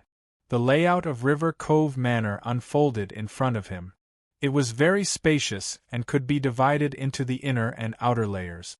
The outer layer was a variety of fortifications. Fully armed mercenaries came and went, patrolling everywhere with guns in their hands. They chatted loudly and were boorish, unlike the taciturn soldiers. The inner layer was the central area. The Fountain Garden Villa was surrounded by black railings, separating the inner and outer layers. Through the railings, he saw that there was no one in the villa and the garden. It was as if no one lived there. "Newcomer, you're an assassin, right?" A burly black man called out to Han Shao. He was the one who opened the door. Han Shao looked at his skin color and felt that this black man was the best candidate to blow up the fortress at night, provided that he was naked. The black man did not care about Han Zhao's reaction. He turned on the walkie-talkie and shouted in a hoarse voice, "Chun-Li, there's a new assassin. Come and get him." "Wait for me, I'm on my way." A cursing voice came from the walkie-talkie. The yellow-skinned mercenary named Chun-Li quickly arrived at the entrance. He first gave the black man the middle finger, then looked at Han Shao and sized him up. "Come with me." Han Shao followed Chun-Li to the southeast side of River Cove Manor. From Chun-Li, Han Shao learned about the defensive layout of River Cove Manor. It was divided into 3 sides. The west side faced the river. The attackers might attack on a yacht, but they would be easy targets on the river. The other 2 sides were southeast and northeast respectively. The overall defensive layout was a triangle. Chun-Li was the person in charge of the mercenaries in the southeast. "What kind of assassin are you?" Chun-Li asked. "Sniper type." "That's good.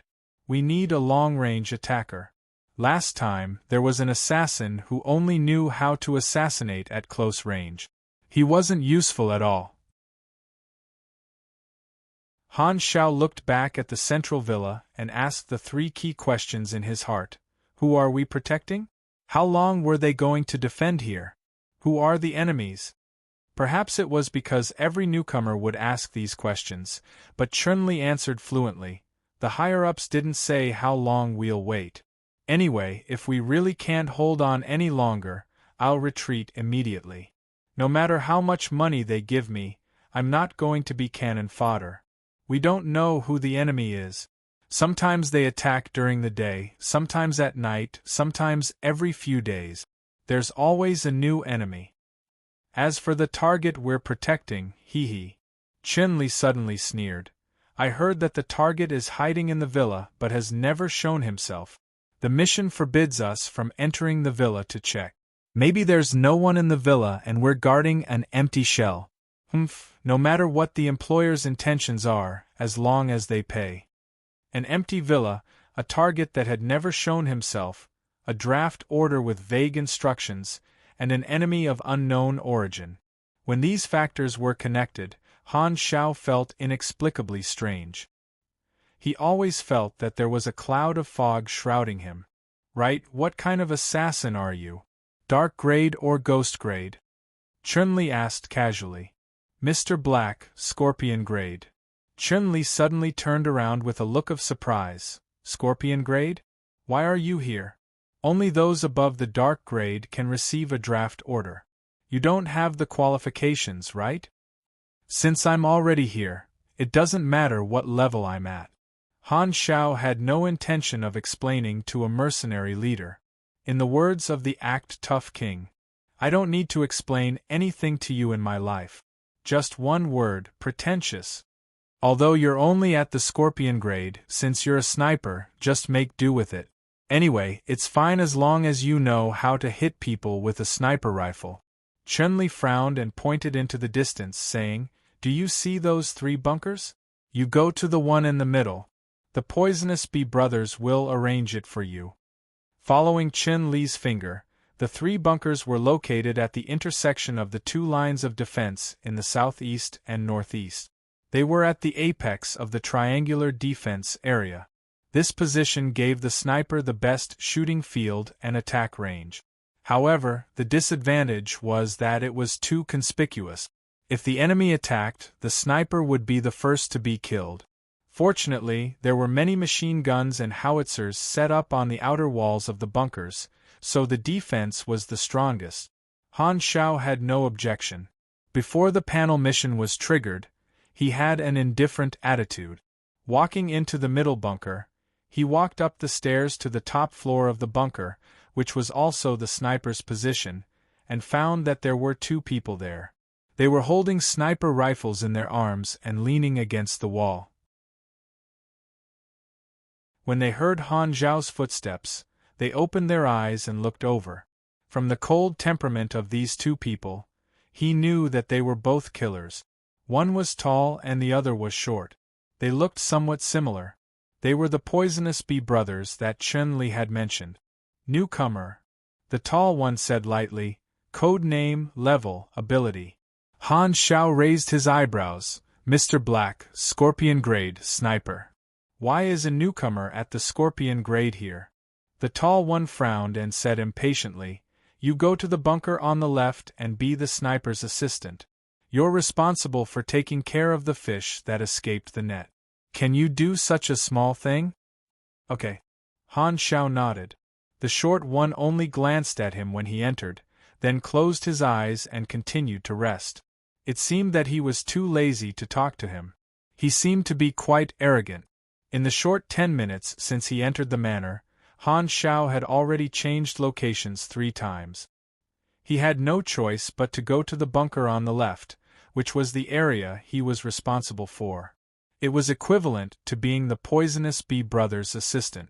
There was already someone in the bunker on the left. It was a bearded assassin. He sized Han Xiao up. After Han Xiao introduced himself, he went straight to the point. Scorpion Grade? Then you'll be in charge of the left, and I'll be in charge of the right. The left side had the narrowest field of vision, so the mission was the easiest. It was normal that the bearded assassin did not trust his ability. Han Xiao did not have any other thoughts. He just needed to be in charge of his own area. You have triggered a chain mission enlistment order, protection, mission introduction. First, do not ask about the identity of the target to be protected. Second, do not leave your post. Third, do not let the enemy attack the manor. Fourth, try to be useful. Hint: this is a chain mission. Please act according to the instructions. First round mission: defeat the first wave of enemies. First round reward: 20,000 EXP. Other mission failure circumstances: 1. Enter the villa area without permission. 2. Leave the manor for more than 120 minutes. Chain mission? Interesting. Han Xiaoxin's heart skipped a beat. Chain missions were basically running rings. He would only know the next one after completing one mission requirement. The difficulty and rewards would get higher and higher. Completing all the rings would give him additional rewards. Usually, chain missions were more complicated. Let's finish the first round and see what the rest of the rewards are like. I'll leave, Han Xiao thought to himself. He did not have the thought of completing the mission no matter what. He would only do it if the rewards were good. After wandering around the River Cove Manor for a few hours, he figured out the configuration of the people. The mercenaries brought all kinds of heavy firepower and vehicles. There were also some supers. There were also mechanics who repaired equipment, provided ammunition, and repaired the fortifications. The assassins were the more high-end combat power. From the casual conversation, he learned that this group of people had been waiting here for more than 10 days. The powerful people had already shown themselves, such as the Hornet Brothers, Chun-Li, and some other codenames, such as Volcano, Moonlight, and so on. The sky turned dark. In the forest at night, the wind rustled the leaves and the river murmured. Everything was quiet. The sound of approaching engines broke the silence. Vroom, vroom, vroom. Han Xiao looked out from the sniper's hole in the bunker. A bunch of headlights appeared in the forest in the distance, and they were quickly approaching. The mercenaries in the manor began to shout loudly and returned to their posts one after another. The dense sound of footsteps sounded like beans being stir-fried. Han Xiao reached out and pulled the bolt. A crisp sound of the mechanism rang out. He also started to adjust his state of mind.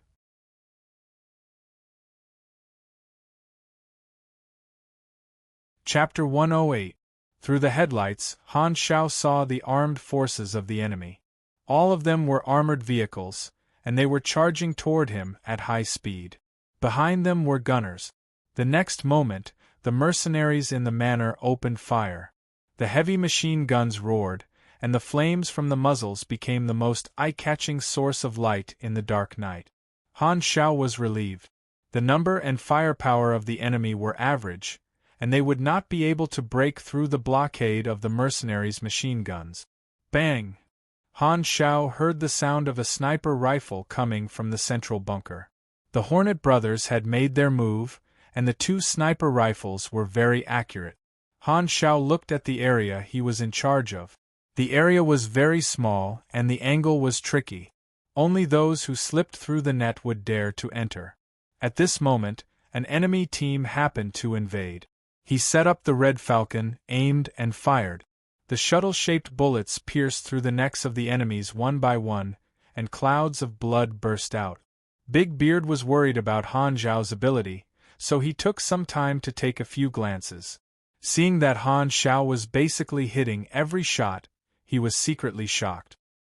He knew that he did not need to worry about this Mr. Black, so he did not turn around to observe and left the other area to Han Shao.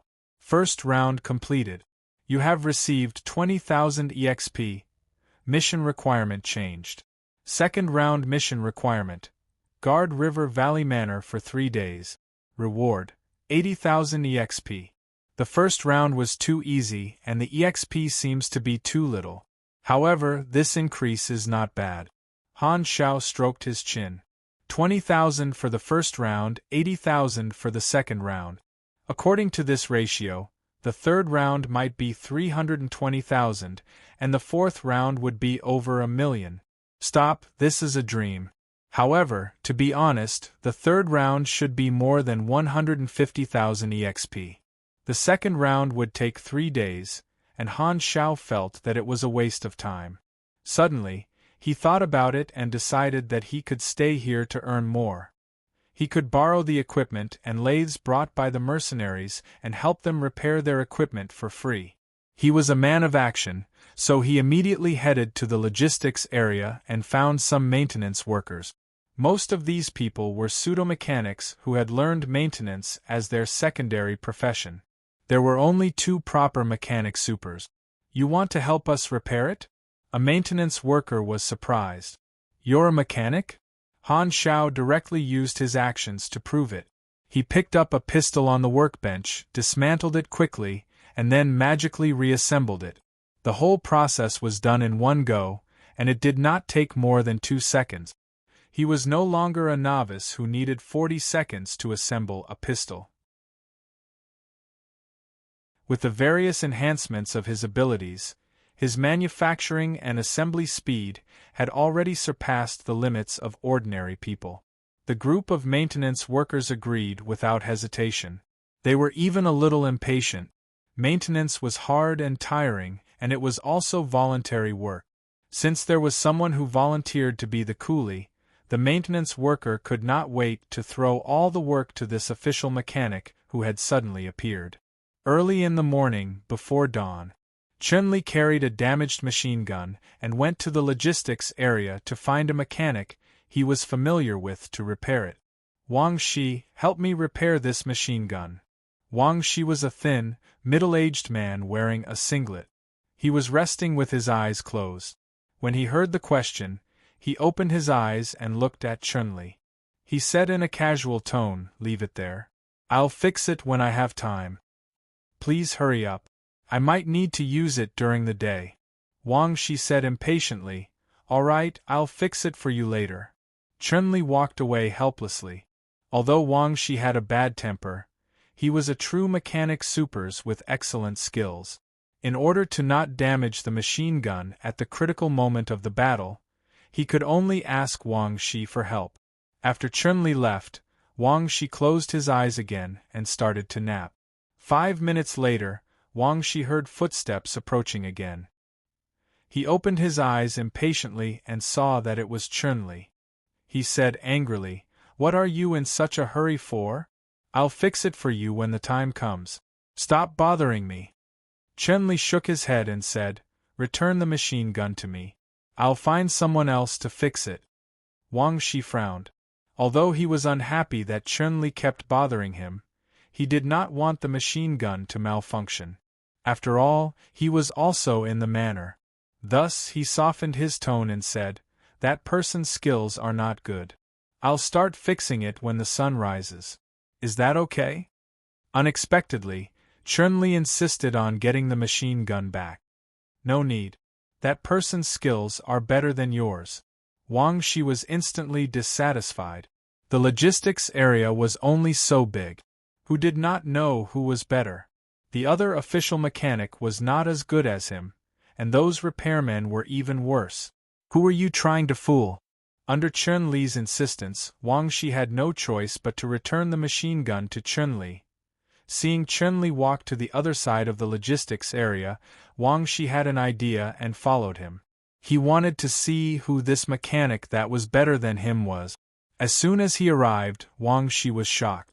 He saw a group of salted repairmen surrounding a man in black. They were staring at the man in black. Their faces were filled with shock, envy, and eagerness to learn. Wang Shi took a closer look and was stunned on the spot. He saw that the man in black's hand speed was like a phantom, quickly operating all kinds of equipment and repairing multiple weapons at the same time. It was so smooth that it was scary. There was no need for him to stop and think. Wang Shi had never seen such a technique before.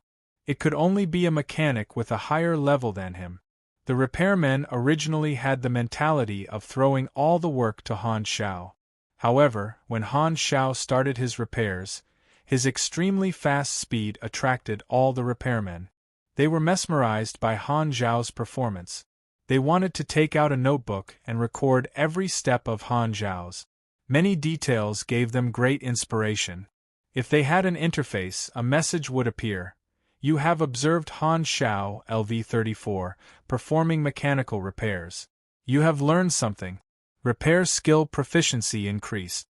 Another mechanic, whose skill level was about the same as Wang Shi's, also stood at the side and looked at Han Xiao with a mesmerized expression. Wang Shi realized that Han Xiao's technique was flawless.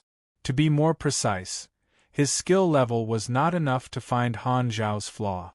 He was depressed and wanted to turn around and leave, but he could not help but stop.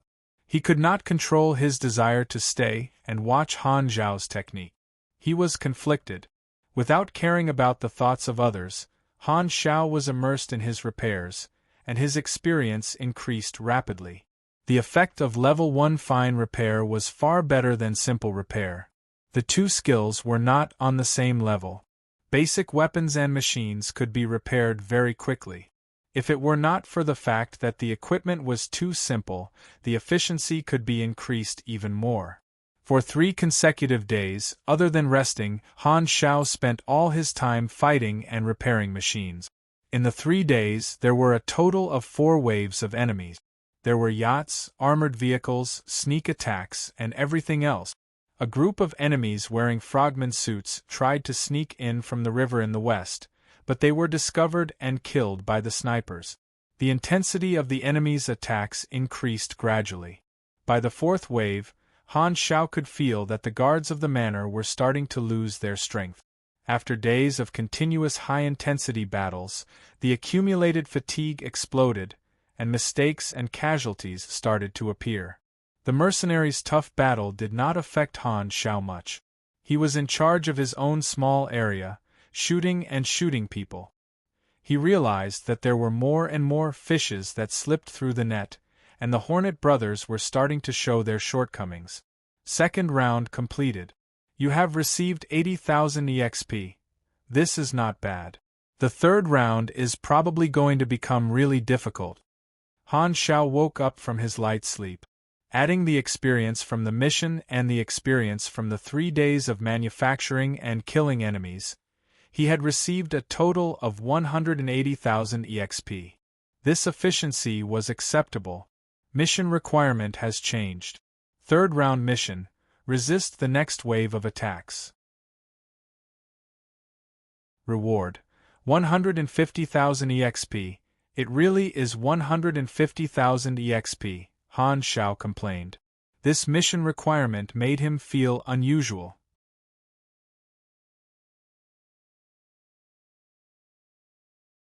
Chapter 109. Rumble. A thunderstorm raged. The night sky was torn apart by the dazzling lightning, and the torrential rain poured down. The rain narrowed the field of vision and greatly affected the accuracy of shooting. Weapons and equipment were prone to getting wet, so the mercenaries could only brace the storm and quickly cover the machine guns with waterproof cloths and move the ammunition into the roofed sheds. The heavy rain filled the sky, and the sound of rain filled the ears. The bunker was filled with water vapor. Han Shao moved away from the window to avoid being splashed. He looked at the sky outside, raised his eyebrows, and whispered, "This kind of bad weather is an obvious flag. If the next wave of strong enemies doesn't come now, I'll immediately." Halfway through his sentence, Brother Shao hurriedly stopped himself. What a joke! How could he set up such an obvious poison healer? Virum! A series of engine sounds rang out in the rain. This time, the battle was fierce. More armored off-road vehicles drove in the heavy rain, and the dense raindrops hit the cold armor. "Open fire!" The mercenaries in the manor roared. The machine guns and howitzers roared. The next moment, even more ferocious firepower erupted from the enemy's fleet. A few small rockets hit the outer wall of the manor, blowing 2 machine guns and the operators into the sky. Han Shao fired while listening to Chun-Li and the black man roaring through the walkie-talkie. "The enemy has rockets, pay attention to avoid them. Machine gunners and howitzers, beat them up. Snipers, hurry up and shoot, don't make me King rush you. Hurry up and do something. There are more than 20 local yachts on the river. People in the west, hurry up and stop them, don't let them get close to the shore. CK, helicopters." The sound of rotors came from the sky. 2 Y-5-winged snake-armed helicopters invaded from the sky. Lightning flashed in the night sky, illuminating the ferocious appearance of the helicopters. The gunners wearing goggles controlled the large-caliber 6-barreled aviation cannon mounted on the side of the helicopter, bursting out terrifying firepower. The bullets of the autocannon were almost equivalent to mini cannonballs. Their penetrative power and destructive power were not something that a normal machine gun could compare to. Their firing speed was also very fast. With a series of crackling sounds, the bullets formed an orange line as they swept downwards. The front of the manor was not of much use. The mercenaries' casualties soared. Curses, screams, roars, rain, gunshots, engines, and the rumbling of thunder formed a symphony of war, grand and tragic, chaotic and passionate. The helicopter was the biggest threat. A portion of the machine gunners raised their guns to shoot at the aircraft. With a simple lift, the Y-5-winged serpent was out of the range of ordinary machine guns. Some stray bullets could not penetrate the helicopter's armor. "Sniper! Kill the pilot!" Chun-Li roared. "We'll deal with the helicopters.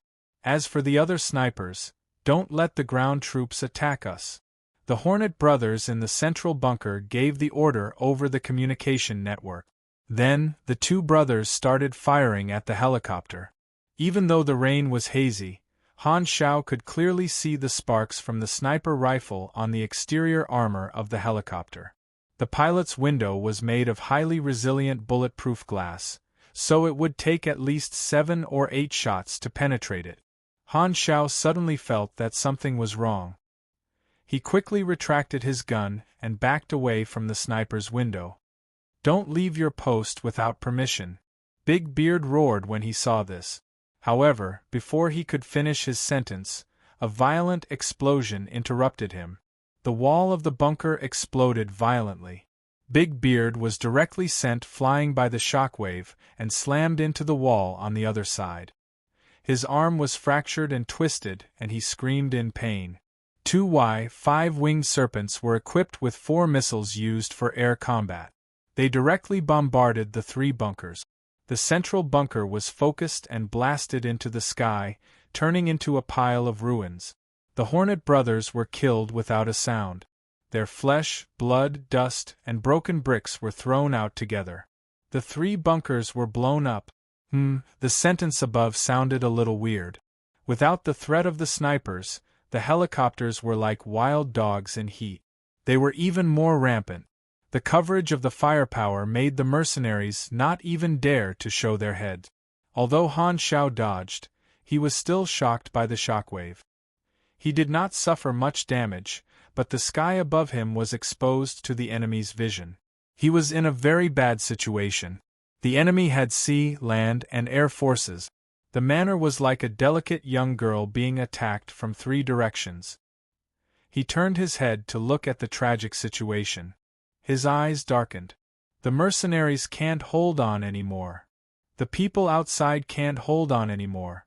In the center of River Valley Manor, in the hall of the villa, 2 men looked at the battle outside the window. One of them had his hands on the windowsill. This was a bald old man with white eyebrows and a beard. He wore black-rimmed glasses. The other man stood diagonally behind the bald old man with his hands behind his back. He looked like a middle-aged man. His thick black hair was combed back, and only his temples were slightly white. If there was anything special about him, it would be his temperament. There was a faint smile on his face, and he looked very kind. The kind man laughed. "Looks like I have to do something." The bald old man nodded. "After guarding for so long, it's time for Xena to get rid of the traitor in the organization. My life is in your hands, old friend." The kind man nodded. Just as he was about to walk out, he suddenly stopped and looked at the sudden change in the battle. His eyes were slightly surprised. "Seems like an interesting guy has appeared. I don't need to do anything." The bald old man was stunned for a moment and looked outside. "Are there any snipers left alive? If we don't get rid of those 2 helicopters, we will all die here." Chun-Li hid in the fortification and roared into the walkie-talkie. The 2 Y-5 serpents were very rampant. Relying on the fact that no one could attack them, they took a dump on the mercenaries. They even wanted to directly bomb the villa in the middle of the manor. Suddenly, a fiery red bullet pierced through the rain and accurately hit the side of one of the Y-5 serpents. The bullet cracked and burst into flames in the rain. High-explosive bullet. Boom! The orange-red high-explosive gas flame seeped through the gaps in the protective equipment and ignited the ammunition chain. The helicopter, which had been proud of itself a moment ago, exploded in an instant. The cannons and ammunition exploded one after another. Using fire alone to ignite the bullets was not very powerful, but this was a bunch of large-caliber bullets. The power was equivalent to that of a fragmentation mine. The people inside the helicopter were all killed or injured. The flying shrapnel pierced through the pilot's neck, and blood splattered on the window like a fountain. The helicopter spun and fell from the sky. The ground shook and both sides of the battle were shaken. In the ruins of the left bunker, Han Shao, who had just fired the shot, pulled the bolt and ejected the smoking shell. His eyes were serious and calm. At the critical moment just now, he had put a lot of experience into sniper, and directly leveled it up to level 9. That was why he was able to fire such a precise shot and hit the ammo of the machine gun from an extremely tricky angle. This shot also led to bad consequences. The other Y-5 Serpent immediately focused its firepower on the left bunker. The enemy's ground forces knew very well that the helicopter was their biggest trump card, so they cooperated and focused their firepower. The terrifying wave of bullets shattered the rain and exploded on the left bunker. Big Beard's face was pale. He thought he was going to be blown to death. With his 2 short legs, how could he be faster than the cannonballs? Just as he was in despair, he suddenly felt a big hand grab him by the back of his collar. A strong force pulled him up and left at lightning speed. The next moment, the entire left bunker was blown into ruins. If he was a second slower, Big Beard would have turned into a pile of minced meat. After escaping from danger, Big Beard found that the back of his collar was released and fell to the ground. He quickly looked back at the person who saved him. In the heavy rain, Han Shao, dressed in black, jumped into his sight. Big Beard did not have time to thank Han Shao for saving his life. he said in shock. How did you run so fast? Because I am as free as the wind. Big Beard was dumbfounded. What the F***ck are you talking about? After Han Shao finished talking casually, he slammed his feet on the ground. The soles of the electromagnetic levitation shoes lit up with a faint electric blue light, and the magnetic force erupted. He slid out like ice skating, faster than a car. In a few seconds, he stepped on the outer wall of the manor. In the shocked eyes of the mercenaries, he was like a black lightning, moving left and right on the wall. He could not be locked on at all, and the enemy's firepower was all dodged by him. Eat my shadow-shifting technique. Han Shao sniped while moving at high speed. The shooting range here was several times wider than that of the left bunker. He had just leveled up to level 9, so he could control the whole situation. The electromagnetic levitation shoes provided very stable movement ability, and it did not need to be difficult to control. The difficulty was about the same as the electric pulley, so the high-speed movement did not have much impact on his accuracy. High-explosive bullets, shuttle-type penetrating bullets, HAIM bullets, and light stun bullets were fired one after another. These 4 types of bullets always appeared at the most needed places. One of the vehicles was about to fire a grenade at a machine gun position in the manor when a light stun bullet appeared at the most opportune moment. The strong light from the explosion caused the enemy to miss. You are currently sniping on the move. You have learned some moving sniping technique. 1 out of 100, you've learned a new skill? Han Zhao's eyes lit up. This was a new skill that could only be activated when one was above level 8. He fired a few more shots and realized that hitting a target equated to 1 point of progress. Instantly, he became even more excited. With the help of the electromagnetic levitation shoes, he managed to avoid most of the attack. However, the enemy was aware of his ability as a sniper to control the situation. If they did not kill him, it would be difficult for them to move forward. Therefore, Han Shao felt the enthusiasm of the enemy. Once again, he was focused on, and the pressure increased sharply. He was often hit by stray bullets and had to summon the magnetic retractable armor to protect his body. The last Y-5 serpent swayed left and right to prevent Han Shao from sniping its vital parts. The cannons kept firing, and it did cause quite a lot of trouble for Han Shao. Even with the magnetic retractable armor, it was very uncomfortable to take a few shots. The most disgusting thing was that the cannons had a knockback effect.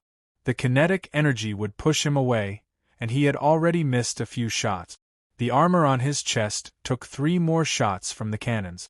Han Zhao's chest tightened, and he was pushed a few meters away. He almost fell off the wall, but the damage was not much. He now had more than 2,000 HP, and together with the magnetic retractable armor, he was very tanky. At this time, the mercenaries in the manor started to counterattack and took the initiative to cooperate with Han Shao.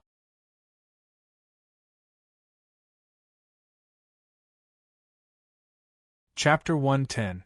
Someone once said that a glance in the previous life was an ill-fated relationship in this life. If this sentence was true, Han Shao felt that he would be an idiot in his next life. All the enemies that he shot would stare at him with eyes full of anger and hatred before they died. At the most critical moment, Han Shao stabilized the situation with his amazing sniping skills, giving the mercenaries a chance to catch their breath. The other surviving snipers also found a more secluded spot and gradually turned the situation around. You are currently sniping while moving. You have learned some moving sniping skills. 100 out of 100, you have learned moving sniping. Moving sniping LVL 10/4500 reduce shooting accuracy loss while moving, plus 2% critical hit rate, plus 1% fire speed when equipped with sniper-type firearms.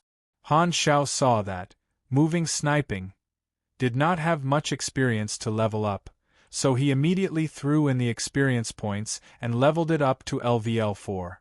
His control of the sniper rifle was now much smoother. The attacking enemies were already showing signs of fatigue. They originally wanted to blow a hole in the manor's outer wall with a bomb and then drive into the manor. However, the manor's outer wall was extremely thick with steel plates and concrete, and the maintenance workers were constantly repairing it, so it was impossible to blow a hole in the manor. Later, when they wanted to break through the manor's defense force, they were once again attacked by Han Shao. The enemy deeply realized that this attack was not going to work, so they began to retreat, leaving behind wreckage and corpses. The Y-5-winged serpent turned around and flew away. This helicopter did not dare to fly at low altitude in fear of being hit by Han Zhao's bullet and being restrained by Han Shao.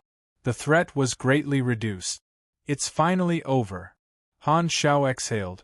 His HP had dropped by about 600 points, and the durability of the magnetic armor had decreased a lot. He was slightly injured, but he had brought spare parts so he could repair them. The nearby mercenaries were all exhausted and lying on the ground. Chun-Li walked over from afar and looked at Han Shao in bewilderment. He asked tentatively, "Mr. Black? Are you okay?" Han Shao waved his hand, indicating that he was okay. Chun-Li heaved a sigh of relief and was secretly shocked. He never thought that this scorpion-level assassin would be more reliable than the Poison Bee brothers. It would not be an exaggeration to say that he had turned the tide by taking on the concentrated fire head-on and sniping the enemy. With such strength, how could he only be at scorpion level? Chun-Li reckoned that Mr. Black was a newcomer who had just joined the Dark Net and had yet to be promoted. Based on his performance in this battle, as long as he did not die, he would definitely reach the ghost level in the future. The third round is complete. You have gained 150,000 EXP. Mission requirements changed. Fourth mission: repel 5 waves of attacks. Reward: 40,000 EXP for every wave you repel. You will still gain accumulated EXP even if you fail the mission. Special reward: 100,000 EXP. Han Shao was helpless. Defense mission again? Can't you change it up a little? 3 bunkers were blown up, and many mercenaries died. The defense of the manor has decreased. Is this an endless mode tower defense mission? The EXP is not bad, and there's even a special reward. So, there's a hidden requirement. What are they up to now? Han Shao went to the logistics area to repair his equipment and replenish his ammo. Along the way, he was looked at by the mercenaries. His previous performance had won the respect of these mercenaries and assassins.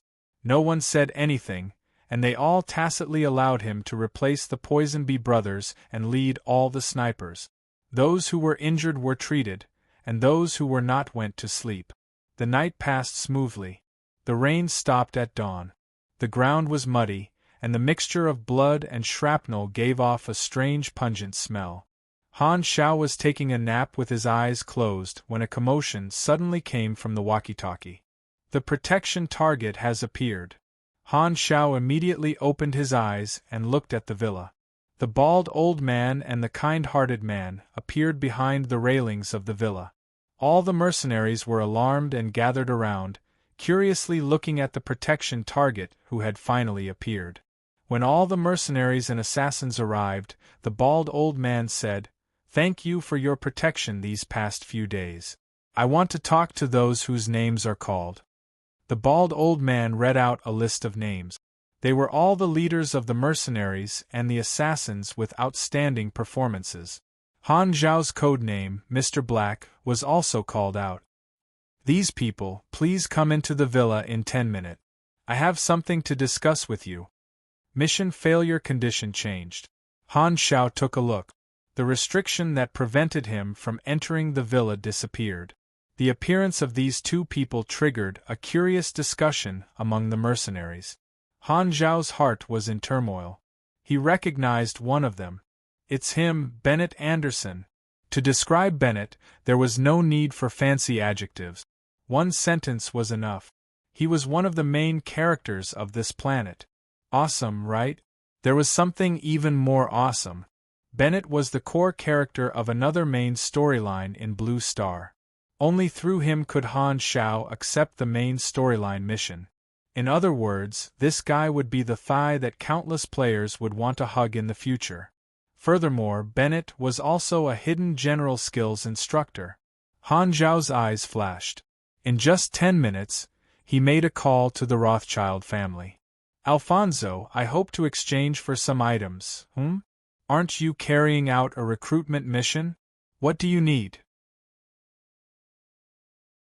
Silver Guardian Hidden Sword, Lock HOC Sniper Rifle.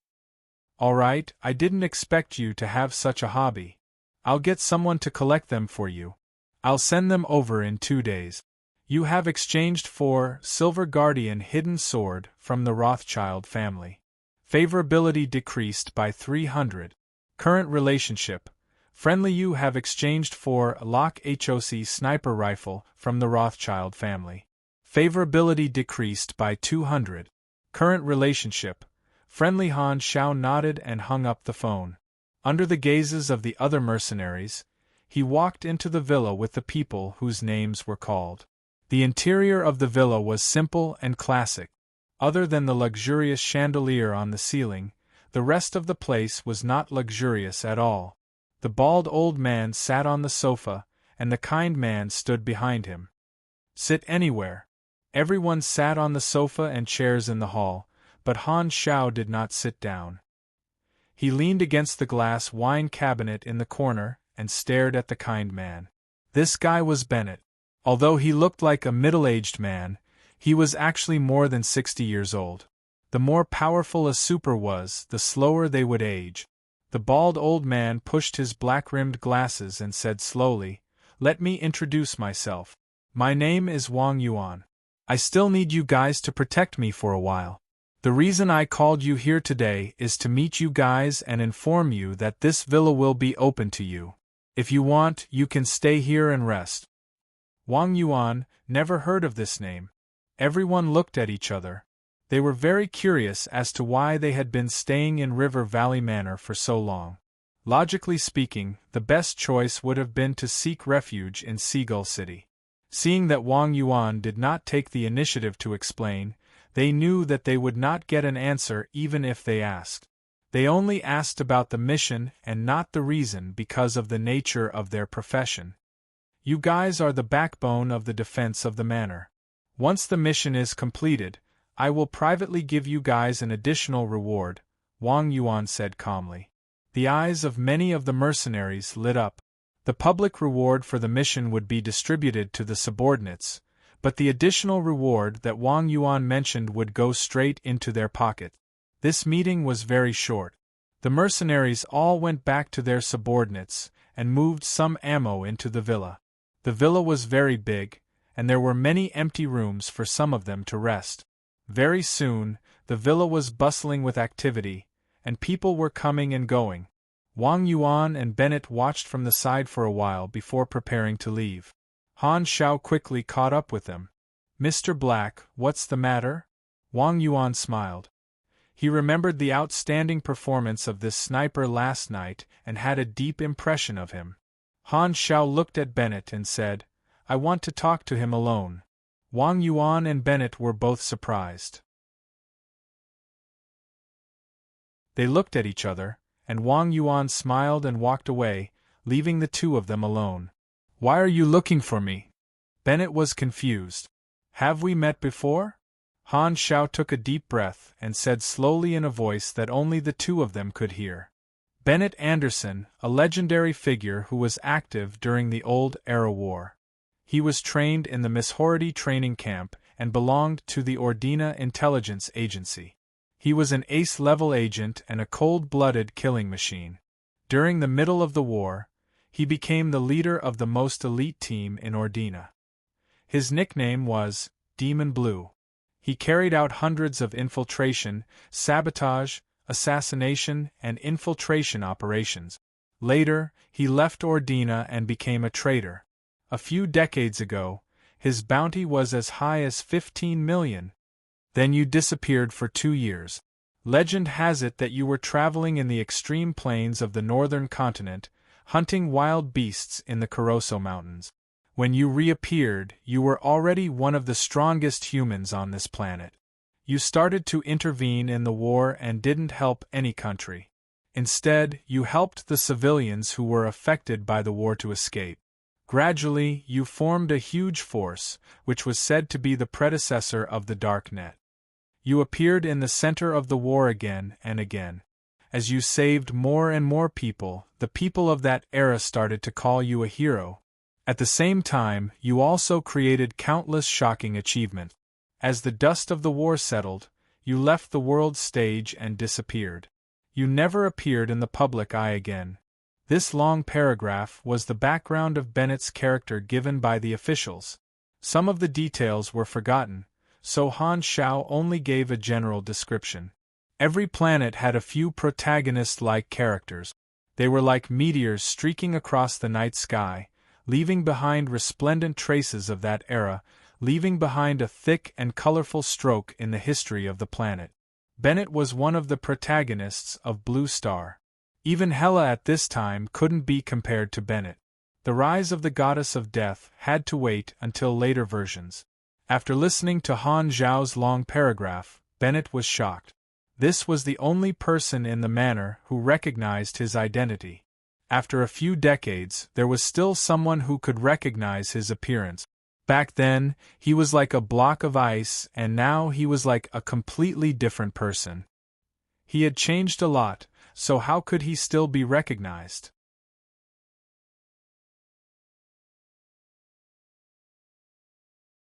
Chapter 111. I admire your head.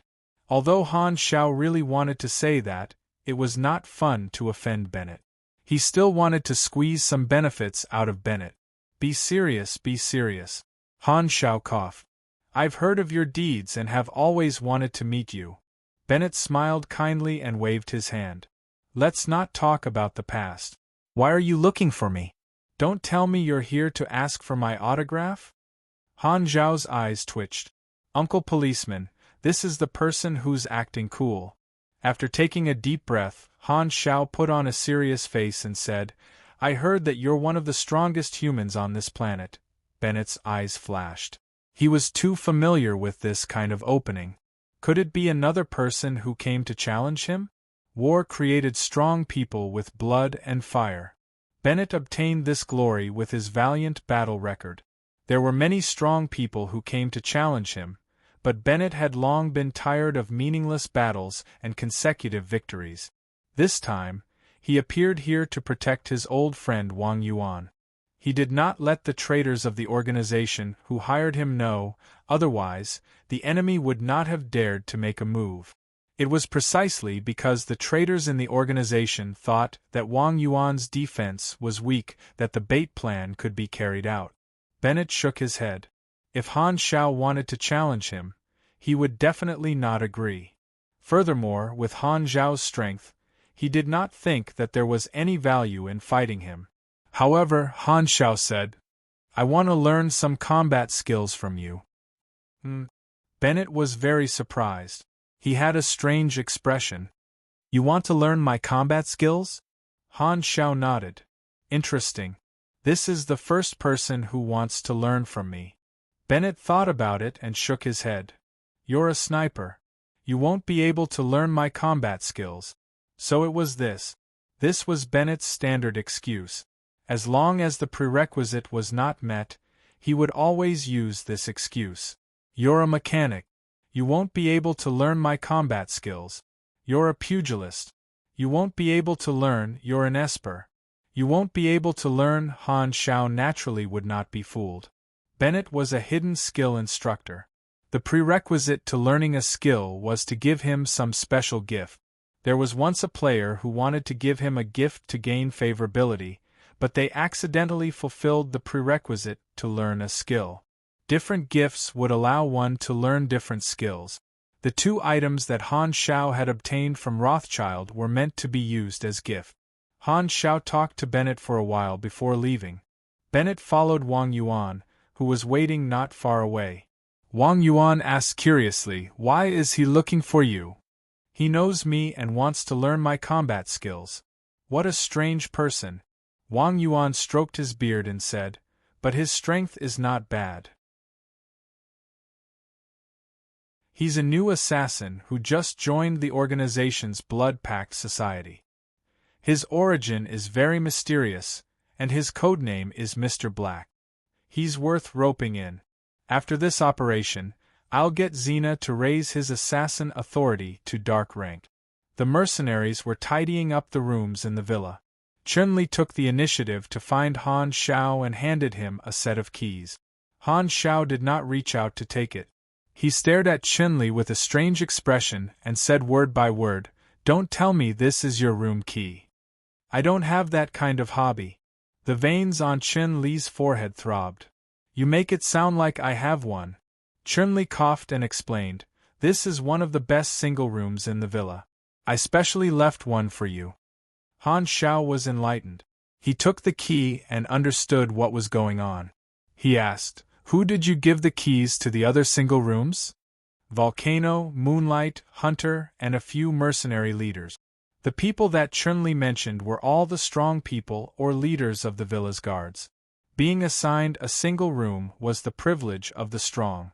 The other normal mercenaries and assassins could only sleep on the floor or in the living room.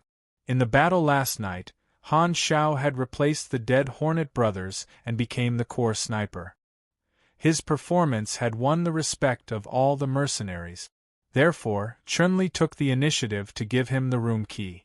With strength, one would have special privileges. He gladly accepted it. Han Zhao's room was on the second floor of the villa with a balcony. Coming to the corridor on the second floor, the other strong people all stayed on this floor. They looked at each other, nodded as a greeting, and entered their own rooms. Han Shao had a deep impression of Hunter. This guy was a mechanic cannon master. His weapons were two very familiar hand cannons. It was said that they could use the recoil to stay in the air. Since Bennett is here, this mission has to be completed no matter what. As long as I can connect with him, I can be the first to come into contact with the main storyline of the Sanctuary, gain the favor of the Darknet, and share their huge intelligence network. There are many other benefits. The benefits of having a good relationship with the main character of a planet were self-evident. Han Shao rubbed the stubble on his chin with his finger. His eyes sparkled. Over the next 2 days, the enemy continued to attack every night. They were like maniacs who could not satisfy their desires, constantly stretching their evil hands towards the manor. Han Shao took over the role of the Hornet brothers. Now, he was in charge of controlling the battlefield with his powerful sniping. His accuracy was one of the reasons, but more of his outstanding performance came from Han Zhao's keen battle sense. He had once dominated space battles. The density of the cannon fire then was like the difference between the red and white thunder fighters. They were not on the same level. In the chaotic space of space battles, one mistake could lead to the destruction of the plane and the death of the people. Every mistake would be magnified infinitely. Han Shao had long developed the keen sense of finding opportunities in the gap. This was the sign of an expert. Although he was shameless, he was really an expert. Facing such a small-scale, low-tech ground battle, he was very handy. His sniper bullets would always appear where he was needed the most. With Han Zhao's support, the casualty rate of the mercenaries was reduced by a lot. They were amazed by this. In the past, the Hornet brothers were more inclined to kill the enemy and rarely took care of other battlefield.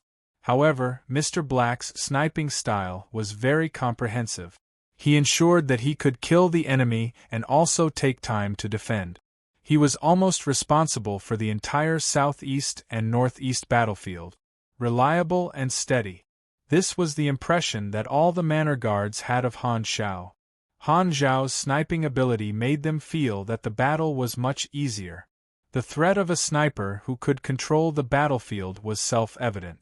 Naturally, he attracted countless focus fire. However, Han Shao relied on his skateboard shoes to dodge the attacks. Moreover, the low-level strengthened life model made him very durable.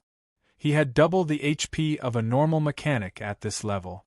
Even some of the espers and pugilists, who were above LV-40, might not have more HP than him. Therefore, Han Shao did not need to be afraid like other snipers. Anyway, it was the first time that the mercenaries saw a sniper who dared to face a large group of enemies head-on while facing machine gun fire. It broke their impression that snipers were all sneaky. After 2 days of battle, the mercenaries' attitude toward Han Shao became more and more respectful. There were always deaths in battles. During this period, new mercenaries and assassins were called in to replenish the fresh blood. Golden Fox was one of the dark assassins. As soon as she entered the manor, someone went to greet her. Golden Fox was a tall and graceful woman. She had a sniper rifle on her back. She asked seriously, "What's the situation here?" The mercenary who led the way glanced at Golden Fox's perky butt. His eyes flashed with lust. Golden Fox had long been used to this stinky man's greedy eyes. She pretended not to see it. The situation is not bad. The enemy's attacks are getting more and more frequent. However, our defense is very stable.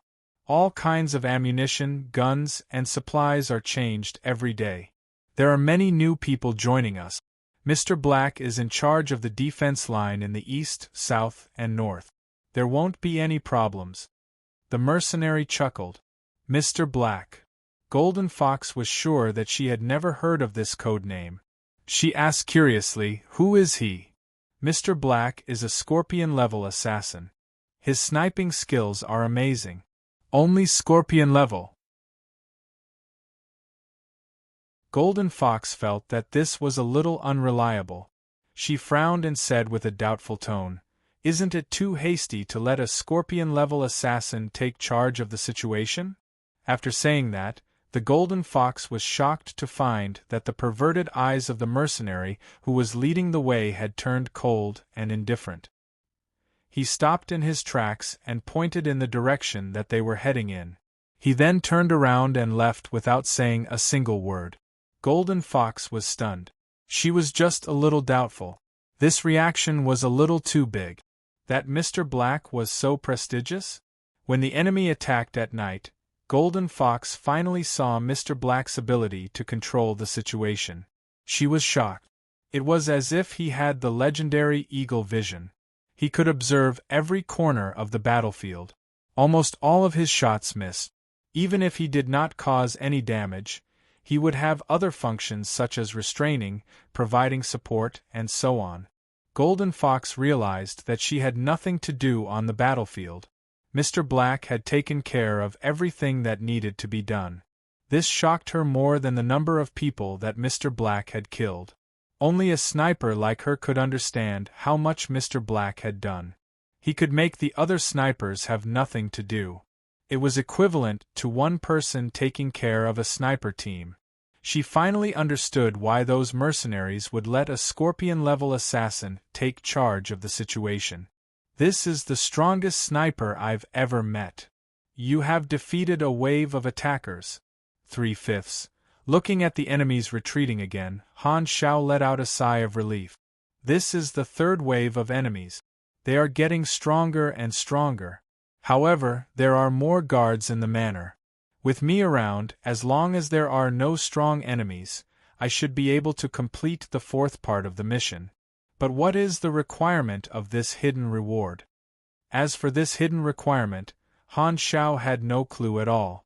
The next morning, Chun-Li contacted Han Shao through the walkie-talkie. "Mr. Black, someone claims to be the messenger of the Rothschild family. He's looking for you." Han Shao immediately got up from his bed and walked to the manor's entrance. He took 2 items from the courier, the messenger of the Rothschild family. They were the Silver Guardian hidden blade and the Lock HOC sniper rifle. These 2 items were products from decades ago. They had been discontinued long ago.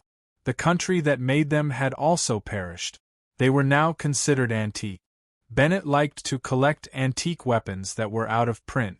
These 2 items were the prerequisites to trigger the skill learning. There were more than a dozen items that could trigger the skill learning event. Different types of gifts would result in different skills being learned. The total number of these items was limited. This meant that the number of players who could learn skills from Bennett was also limited. Hidden skill instructors were basically like this. They would only teach rare skills to a small number of people.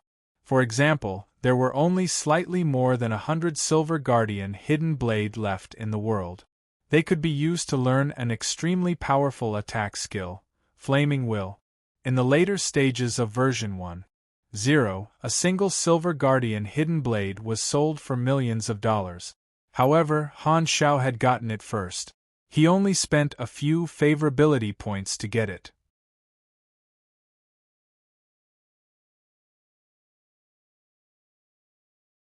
Chapter 112. After getting the item, Han Shao immediately went to find Bennett. Ever since the mercenaries and assassins moved into the villa, Bennett and Wang Yuan often appeared, so everyone knew that they lived on the top floor. The brown-glazed wooden stairs of the villa had a calming fragrance. Han Shao walked up to the third floor and knocked on Bennett's door. "Sit anywhere you like." Bennett was holding a cup of green medicinal tea. After opening the door, he sat on the sofa and looked at Han Shao with a smile. He had a good impression of Han Shao, who was the first to recognize him, so he asked, "Why are you looking for me?" "Oh right, let's not talk first. I made a pot of medicinal tea, do you want to try?" he said as he waved the cup in his hand. The medicinal tea in the cup was so thick that it almost couldn't dissolve. It was a thick green color, and there were strange bubbles rolling around. Han Shao pursed his lips. He couldn't resist the urge to complain. He pointed at the medicinal tea and said weakly, "Then, what's the price?" Bennett's face was full of confusion. He didn't understand what he was saying. Han Shao coughed and pulled the topic back on track. "I want to learn some combat skills from you." Bennett didn't know whether to laugh or cry. "Didn't I already reject? This is the Silver Warden's hidden blade?" The Silver Warden's hidden blade was made in a country that had already perished. That country's cold weapon manufacturing skills had been passed down for hundreds of years. Every finished product was exquisite. There were only 100 or so of this type of hidden blade left in the world. The spine of the blade was engraved with tadpole-like inscriptions. Each blade was unique, and when the inscriptions were connected together, it was a long poem from a perished country. It was very classic. Bennett stared at the hidden blade. His eyes revealed his fondness, but he didn't reach out to take it. Instead, he looked at Han Shao and said in surprise, "You want to give it to me? How did you know that I like to collect antique weapons? You really are my admirer." Han Shao was speechless. His actions were indeed very ambiguous, and there was no way to explain it. He thought to himself, "As long as I can learn the skill, it's fine if it's a misunderstanding. Who knows, I might even be able to get closer." After receiving the Silver Warden's hidden blade, Bennett couldn't bear to put it down. However, he felt a little troubled. Han Shao had given him a gift that was very much to his liking. Furthermore, he seemed to be a hardcore fan. "Han Shao, as long as you're happy." He felt bad about rejecting Han Zhao's request. "Then promise him." Bennett thought for a moment, raised his head, and said to Han Shao with a smile, "I'm willing." Han Shao had goosebumps all over his body. He hurriedly took a step back and put his hands in front of his body. His eyes were vigilant and ready for battle. "What are you thinking?" "I said I'm willing to teach you some techniques." Bennett facepalmed. Han Shao let out a sigh of relief and pretended to be angry. "Can you finish your words? You should clean up the garbage in your brain." Bennett didn't know whether to laugh or cry.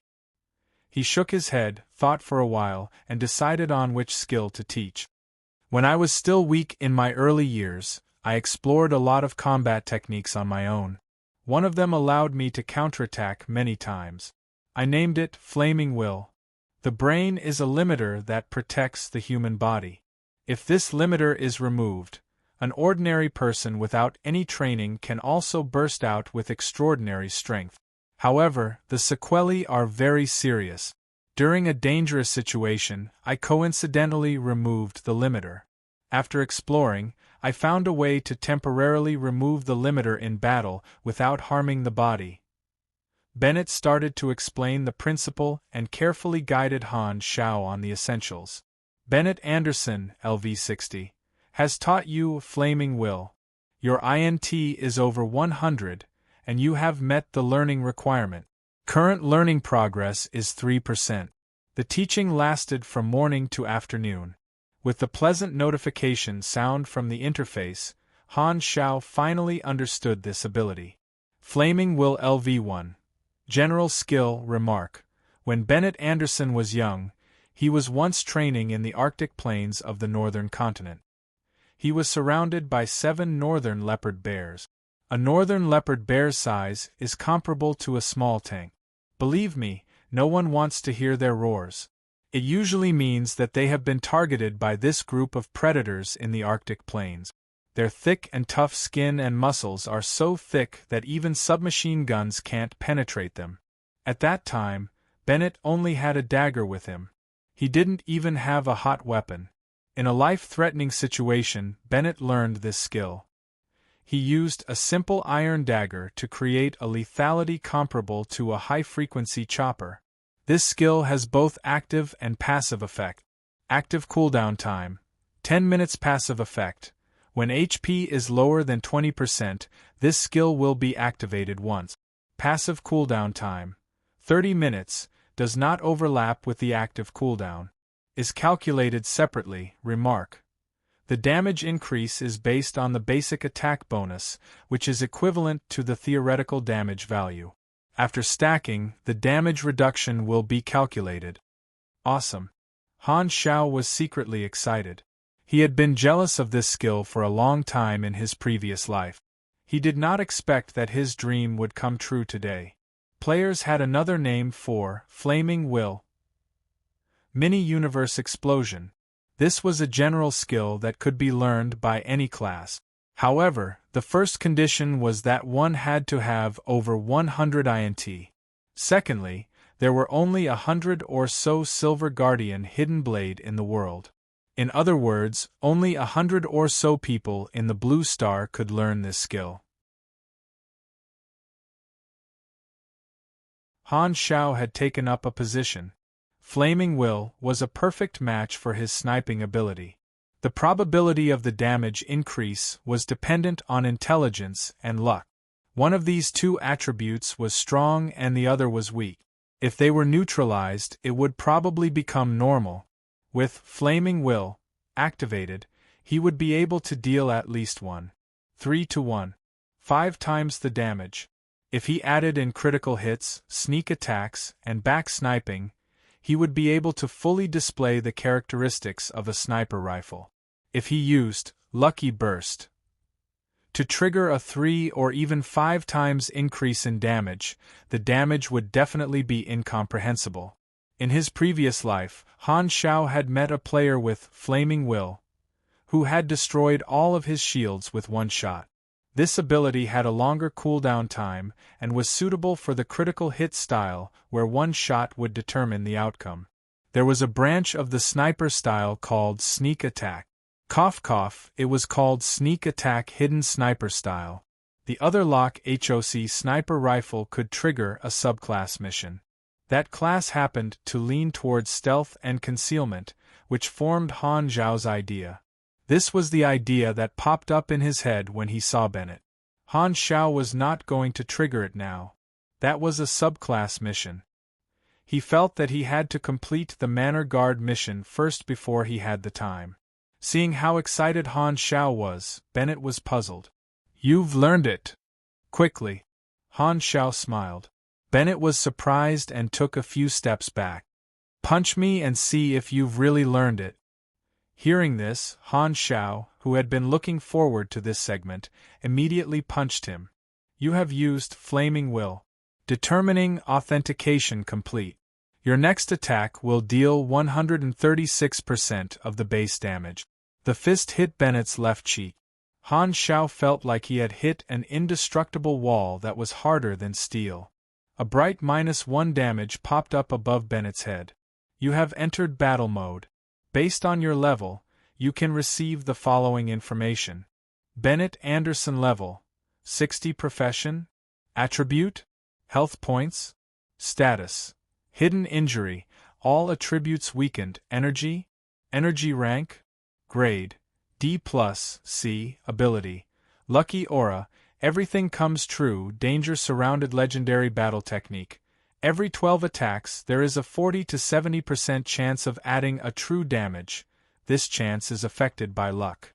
Remaining unknown.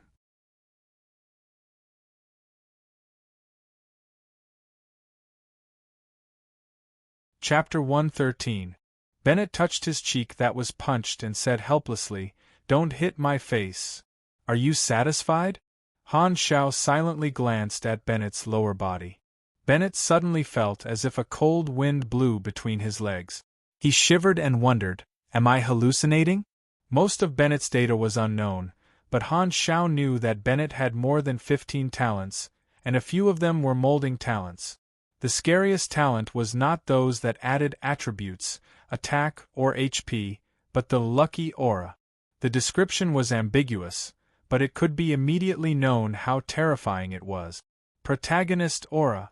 The universe was extremely vast, and different planets and civilizations would give birth to 1 in a million heroes and epic. Having the lucky aura was the standard template of a protagonist. For example, if Bennett used Flaming Will, he would receive the highest number of bonuses every time. This was the ability of the lucky aura. But he's actually in a state of internal injury now. He should be able to recover in the future. Han Shao remembered that when Bennett first appeared in front of the players, he was full of energy. He was like a human-shaped Tyrannosaurus. Bennett was grade C at his peak, and now he was grade D+. Grade C's standard energy rank was 2000, and grade D+ meant that one's combat power was at least 1600, which was still very strong. Han Zhao's current combat power was stuck at around 800 grade D, and with the bonus of his equipment, he officially reached grade D. Grade could not fully reflect combat power. After all, different abilities had their advantages and disadvantages in various environments. However, as long as one's energy rank was high, it meant that one was at least very good at a certain aspect. After bidding farewell to Bennett, Han Shao returned to his sniping post. Suddenly, he felt something and turned around. A female sniper was staring at him. Han Shao had an impression of this woman. She seemed to be called Golden Fox, a newcomer who had just arrived the day before yesterday. Han Shao touched his face and confirmed that he was wearing the facial simulator. He was puzzled. This doesn't make sense. Could it be that she was attracted by my handsomeness through the mask? Golden Fox moved closer to Black Panther with a charming smile on her face. She smiled and asked, "Mr. Black, I wonder if you have the time to teach me sniping techniques." As she spoke, the Golden Fox intentionally or unintentionally squeezed her breasts with the inner side of her arm, squeezing out a deep curve of her chest. Is she trying to seduce me? Han Shao narrowed his eyes. No matter what the Golden Fox was up to, he was not going to fall for it. He raised his hand in front of him and said seriously, "Miss, please behave yourself." The Golden Fox's eyes flashed.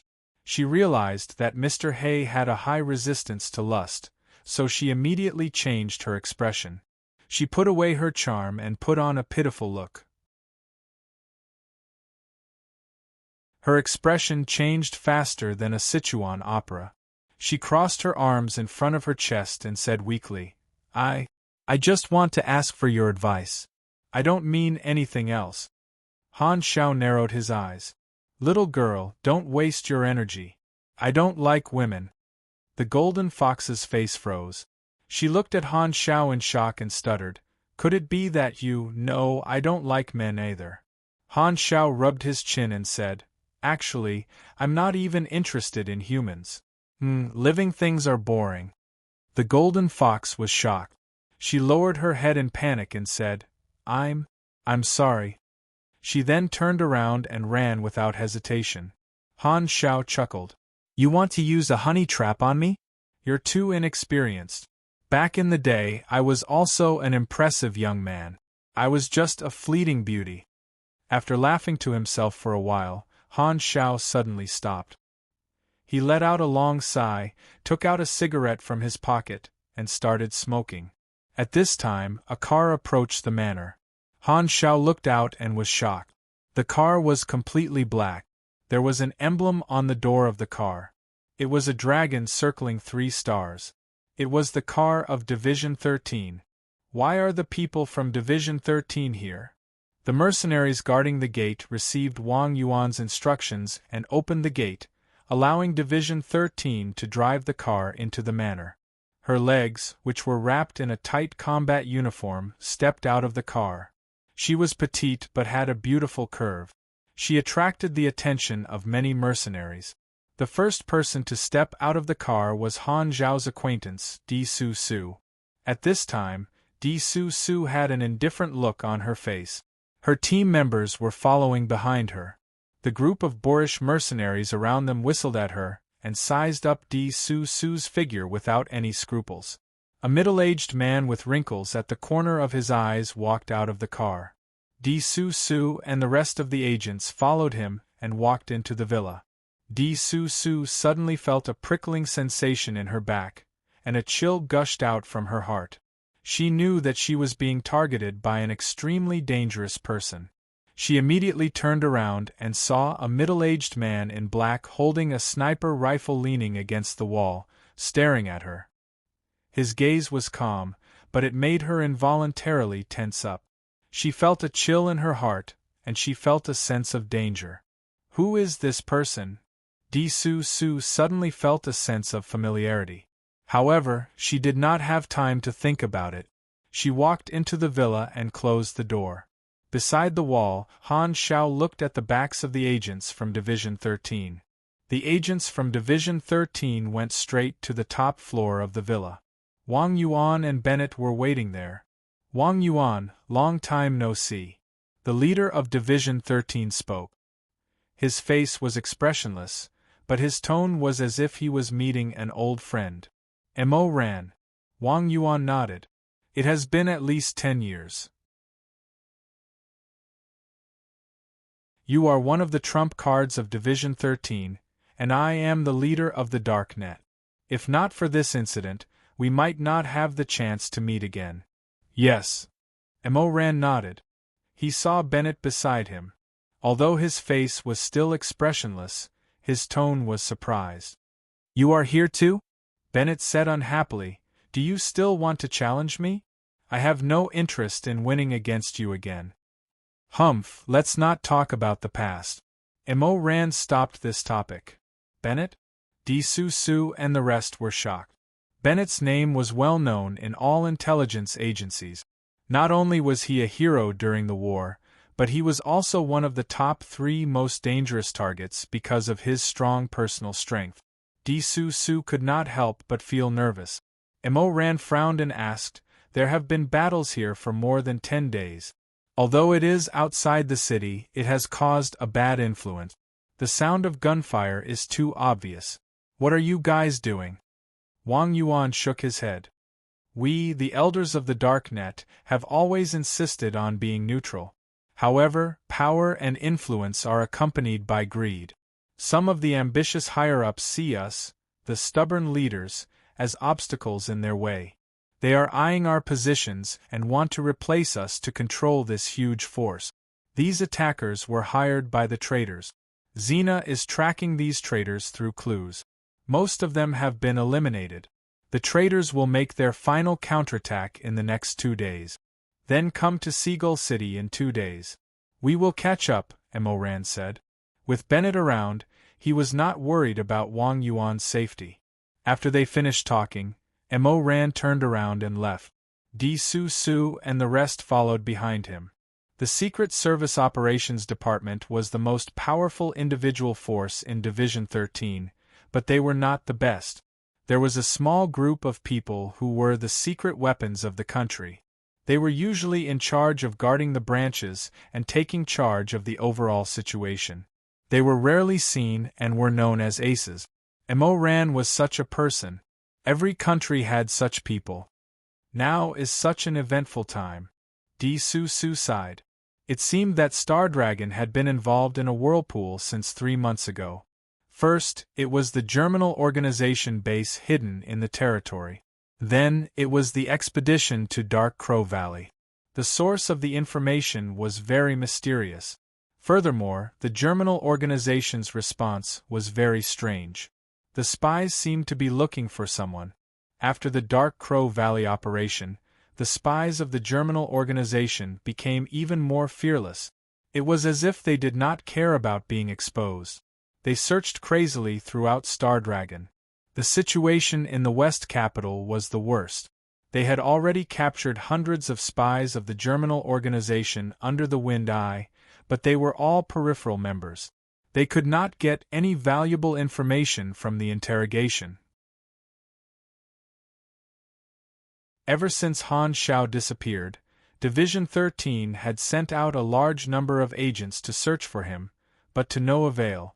All the surveillance cameras, flight records, and entry and exit records could not find any clues. Even the agents sent to search the wilderness could not find any clues. This result was unbelievable to the higher-ups of Division 13. Han Shao seemed to have disappeared from the face of the earth. Where did he go? Where could he have gone? What was he going to do? Su had spent some time with Han Shao before. In her eyes, Han Shao was a mysterious person who was shrouded in mystery. She was also very curious about Han Zhao's whereabouts. Walking out of the villa, Su subconsciously looked at the man in black who made her feel threatened. However, he was already gone. The people of Division 13 got into the car and left the villa.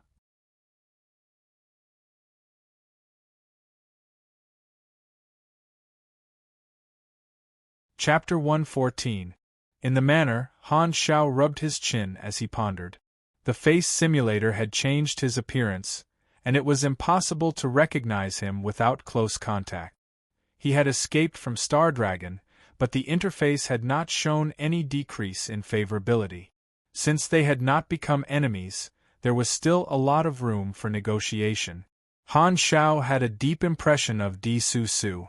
This woman always liked to flirt with Li Yilin, and even though Li Yilin rejected her, she would always try to get close to Li Yilin.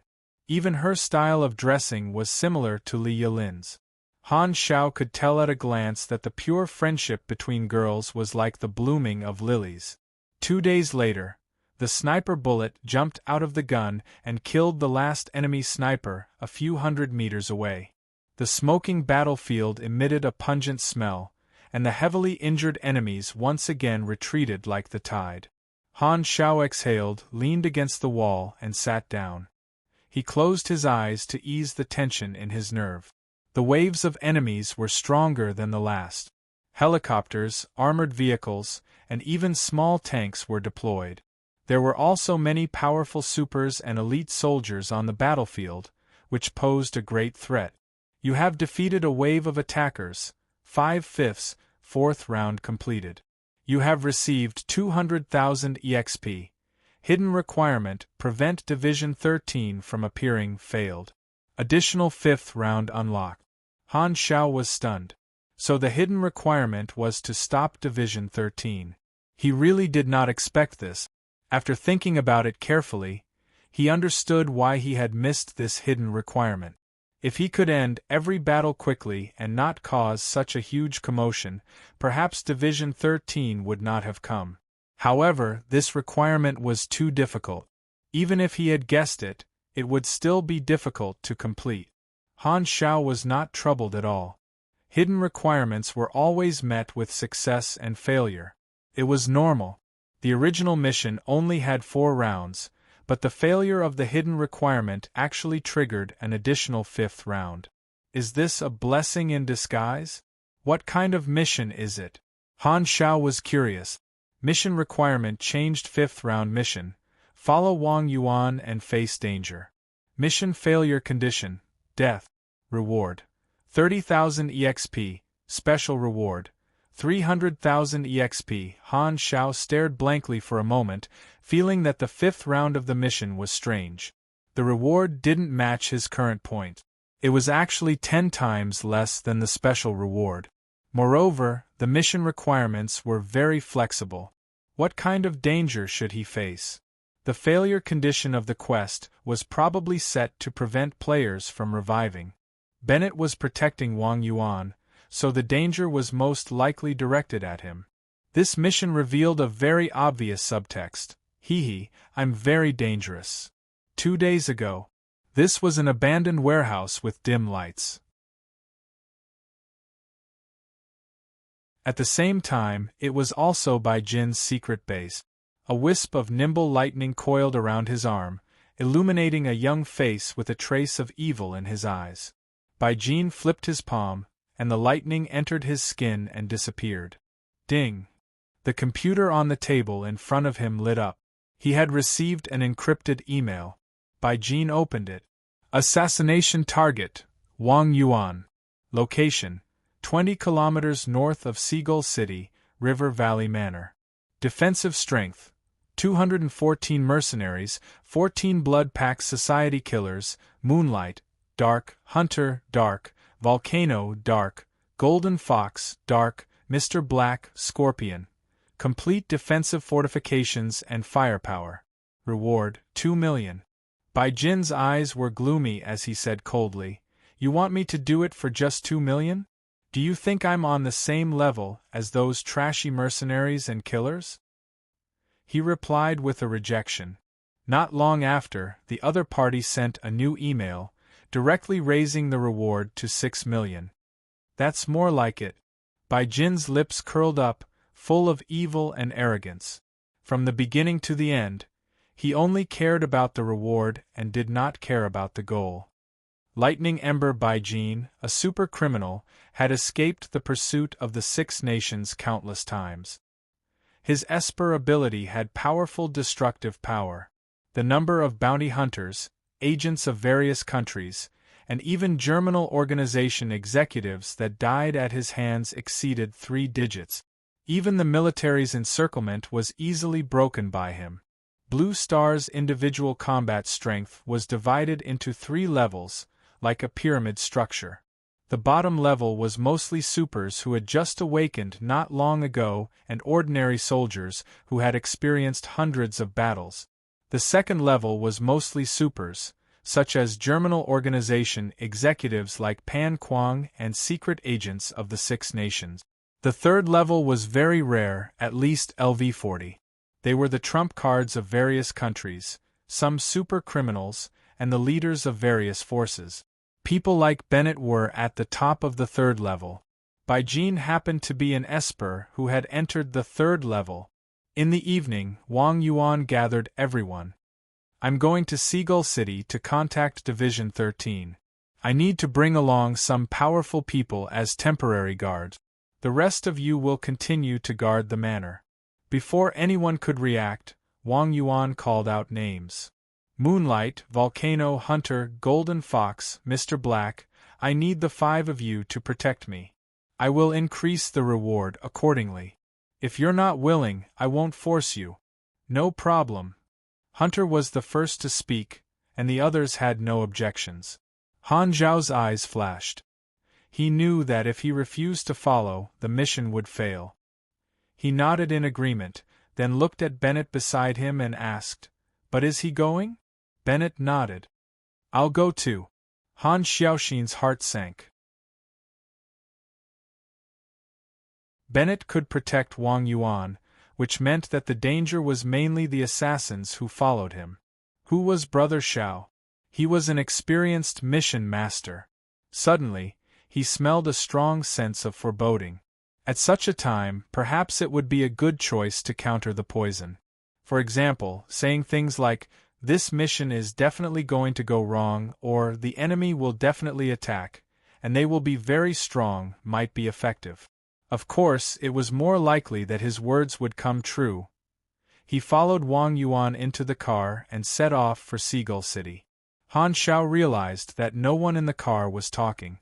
They all had a "don't talk to me" let me continue to be cold expression on their faces. He couldn't find anyone to talk to. Han Xiao turned around and saw Golden Fox hiding in a corner, as far away from him as possible. When she saw Han Xiao looking at her, she quickly turned her face away, not daring to look at him. Isn't it just a joke? Is the shadow so big? Han Xiao said helplessly. On the other side of the forest, Di Su Su, who had been monitoring River Valley Manor, also set off. The target has left the manor and is heading towards Seagull City. A few assassins are following him. Keep an eye on him. The stars were shining brightly in the night sky, and Seagull City was brightly lit. This important town in the east of Star Dragon was mainly industrial. There were many factories in the suburbs, and the huge chimneys were like fingers pointing to the sky. Because of the many factories, the atmosphere of the city was heavy. The sentry post was notified by the higher-ups and allowed Han Zhao's car to pass through. After passing through the sentry post, a black car from Division 13 was waiting by the roadside. A member of Division 13 walked up and said, "Mr. Wang Yuan, Officer Mo is waiting for you at the branch. Young man, please lead the way." Wang Yuan laughed. The member of Division 13 glanced at the 5 fully armed assassins. He wanted to say something, but in the end, he didn't say anything and led the way. The 2 cars arrived at the Seagull City branch that was under martial law. Outside the gate, the member of Division 13 expressed that those with weapons were not allowed to enter. Wang Yuan nodded and turned to Han Xiao and the rest. "Then you guys can stay in Seagull City for the night. At this time tomorrow, gather here." After that, he walked into the branch with Bennett. The assassins stayed where they were and stared at each other. Volcano was a burly Shanui person. He asked in a low voice, "What do you guys plan to do?" Hunter pouted. "I'm going to the bar to have some fun." He then looked at Golden Fox and smiled. "Do you want to come with me?" Golden Fox smiled and waved her hand. "Forget it. I'm more interested in handsome men." Hunter snorted unhappily. "Hunter, I'll go with you." Volcano laughed and looked at Moonlight. "What about you?" Moonlight was expressionless. He looked very stiff. "I'll patrol around here." Volcano then invited Han Xiao, but Han Xiao waved his hand and declined. Volcano did not insist. The 5 of them went their separate ways. The 5th round of the mission actually gave us some free time. Danger might appear at any time. Han Xiao thought about it. He did not want to miss out on the rare free time. He planned to complete the prize pool mission in Seagull City. Since danger was bound to appear, he might as well do something else. That way, he would not waste time. Han Xiao was always vigilant. It did not matter when danger appeared. There was no need for him to deliberately hide.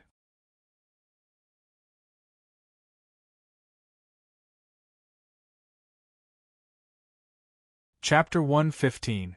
Probably someone from Division 13. Han Xiao thought for a while and understood the reason. He did not show any abnormalities and continued walking at a normal pace. He bumped into the pedestrians and stole their hard objects, keys, phones, and the like. After turning a corner, he suddenly flashed in and threw the hard objects, breaking all the surveillance cameras. Not far away, in a command vehicle disguised as a truck, the screen of the surveillance camera turned black. Di Su Su frowned and said into the communicator, "This guy is very alert. Follow him." The person in charge of tracking him chased after him, but he was shocked to find that Han Xiao had disappeared. Di Su Su's face was solemn. Mo Ran was worried about these assassins, so he sent them to monitor them. The other 4 assassins were all under surveillance. Perhaps they had noticed the spies, but they had all silently allowed it. Only Mr. Black had shaken them off. Di Su Su remembered that it was this man in black who had given her a sense of danger. Gather all the surveillance cameras in the city and find him. The information was quickly gathered and analyzed with the facial recognition system. The results shocked Di Su Su. There was no one who matched the description. Wait, have I seen this situation before? Di Su Su immediately thought of Han Xiao, who had disappeared from the face of the earth. However, she immediately shook her head. She felt that she was being too suspicious. How could every missing person be related to Han Xiao? There were so many capable people in the world. Looks like I've been under too much pressure recently. Sigh, Xiao Linlin has been busy with the debt collectors and has no way to relax. Di Su Su sighed. Seagull City, South District, 53rd Street. This was a famous antique street. In a deserted antique shop on 53rd Street, Li Xian was locking the door and preparing to close the shop. Knock, knock, knock. Suddenly, someone knocked on the door. Li Xian looked up in surprise. An extremely handsome man was looking at her through the window. They were less than 20 centimeters apart. Li Xian's heart skipped a beat. Her face quickly turned red as if she was drunk. What do you want to buy? The handsome man knocked on the window. Please let me in first. I want to look at the antiques. Oh, okay. Li Xian hurriedly opened the door and looked left and right at the handsome man. No matter how she looked at him, she felt that he was perfect. She followed closely behind the handsome man, her hands clasped nervously behind her back. The handsome man looked at Li Xian, smiled and asked, "Are you the owner of this shop?" He smiled. This smile was too lethal. Li Xian could barely suppress the urge to scream. Seeing that Li Xian did not speak, the handsome man approached Li Xian and asked condescendingly, "Are you the owner?" The moment the handsome man approached her, Li Xian's brain buzzed. She was so excited that she almost lost her 5 senses. She did not hear what he said at all. Her heart was in a mess. Seeing Li Xian's infatuated expression, Han Xiao was puzzled. He touched the facial simulator on his face and asked curiously, "What did I change into this time?" He decided not to waste any more time and directly stated his intentions. "Where is Tang Shu?" Li Xian's expression changed drastically. She hurriedly retreated, knocking over a piece of furniture. Han Xiao lifted his shirt and revealed his gun. "Take me to him." The two of them arrived at a factory that had been abandoned for many years. Li Xian nervously knocked on the door. The person inside saw Li Xian through the peephole and opened the door. This was a man who was so thin that he looked like he was about to be dehydrated. It made people worry that a gust of wind would blow him away. His appearance had broken through a new realm of wretchedness. He looked like a rat that had turned into a demon, making people lose their appetite. His pair of small eyes looked around like a thief, as if he would immediately escape at the slightest sign of trouble. This wretched man who looked like a zombie had a name that matched his characteristics: Tang Shu. He was a treasure thief and a mysterious merchant. He sold all kinds of strange things, including world gossip. His whereabouts were hard to predict. The only chance to meet him was the prize pool mission in Seagull City. The prize pool mission was competitive. It allowed many people to complete it at the same time. Each player had to pay some experience to accept the mission. These experience points would be accumulated in the prize pool and awarded to the few people with the best result. Han Xiao instantly entered the door.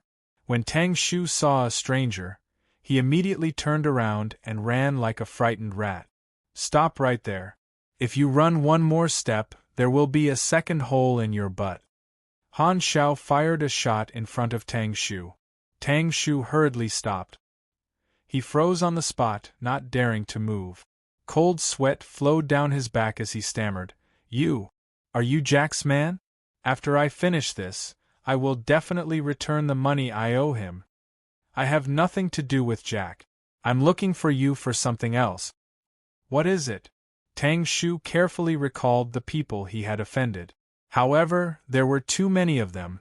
He could not pinpoint who he was looking for. "I want to take part in this business." Tang Shu was stunned. He looked at Li Xian. "Did you find him too?" Li Xian was also confused. "No. My background is not important. Sincerity is the most important thing."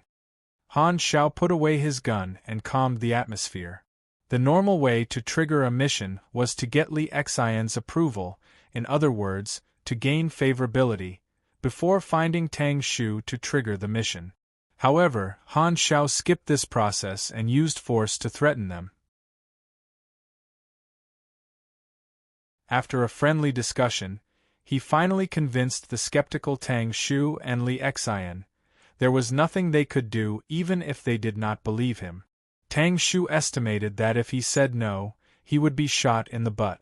He was very decisive.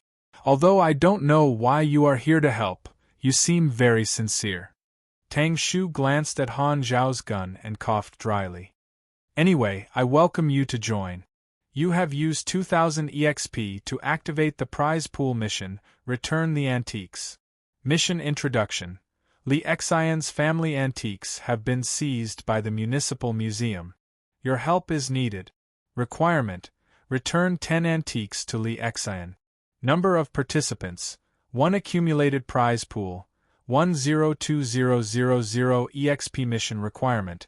Each antique returned will give 10% of the prize pool EXP. Note: antiques are very fragile. It is best not to break them. After the two's explanation, Han Shao understood the cause and effect. Li Xian's father owned 10 famous antiques. When the Municipal Museum found out, the curator personally came and explained the various historical and cultural meanings of the antique. He begged Li Xian's father to put the antiques on display in the museum. Li Xian's father was stunned and agreed. Later, when Li Xian's father passed away, Li Xian wanted to take back the antique. However, the Municipal Museum turned hostile and denied it.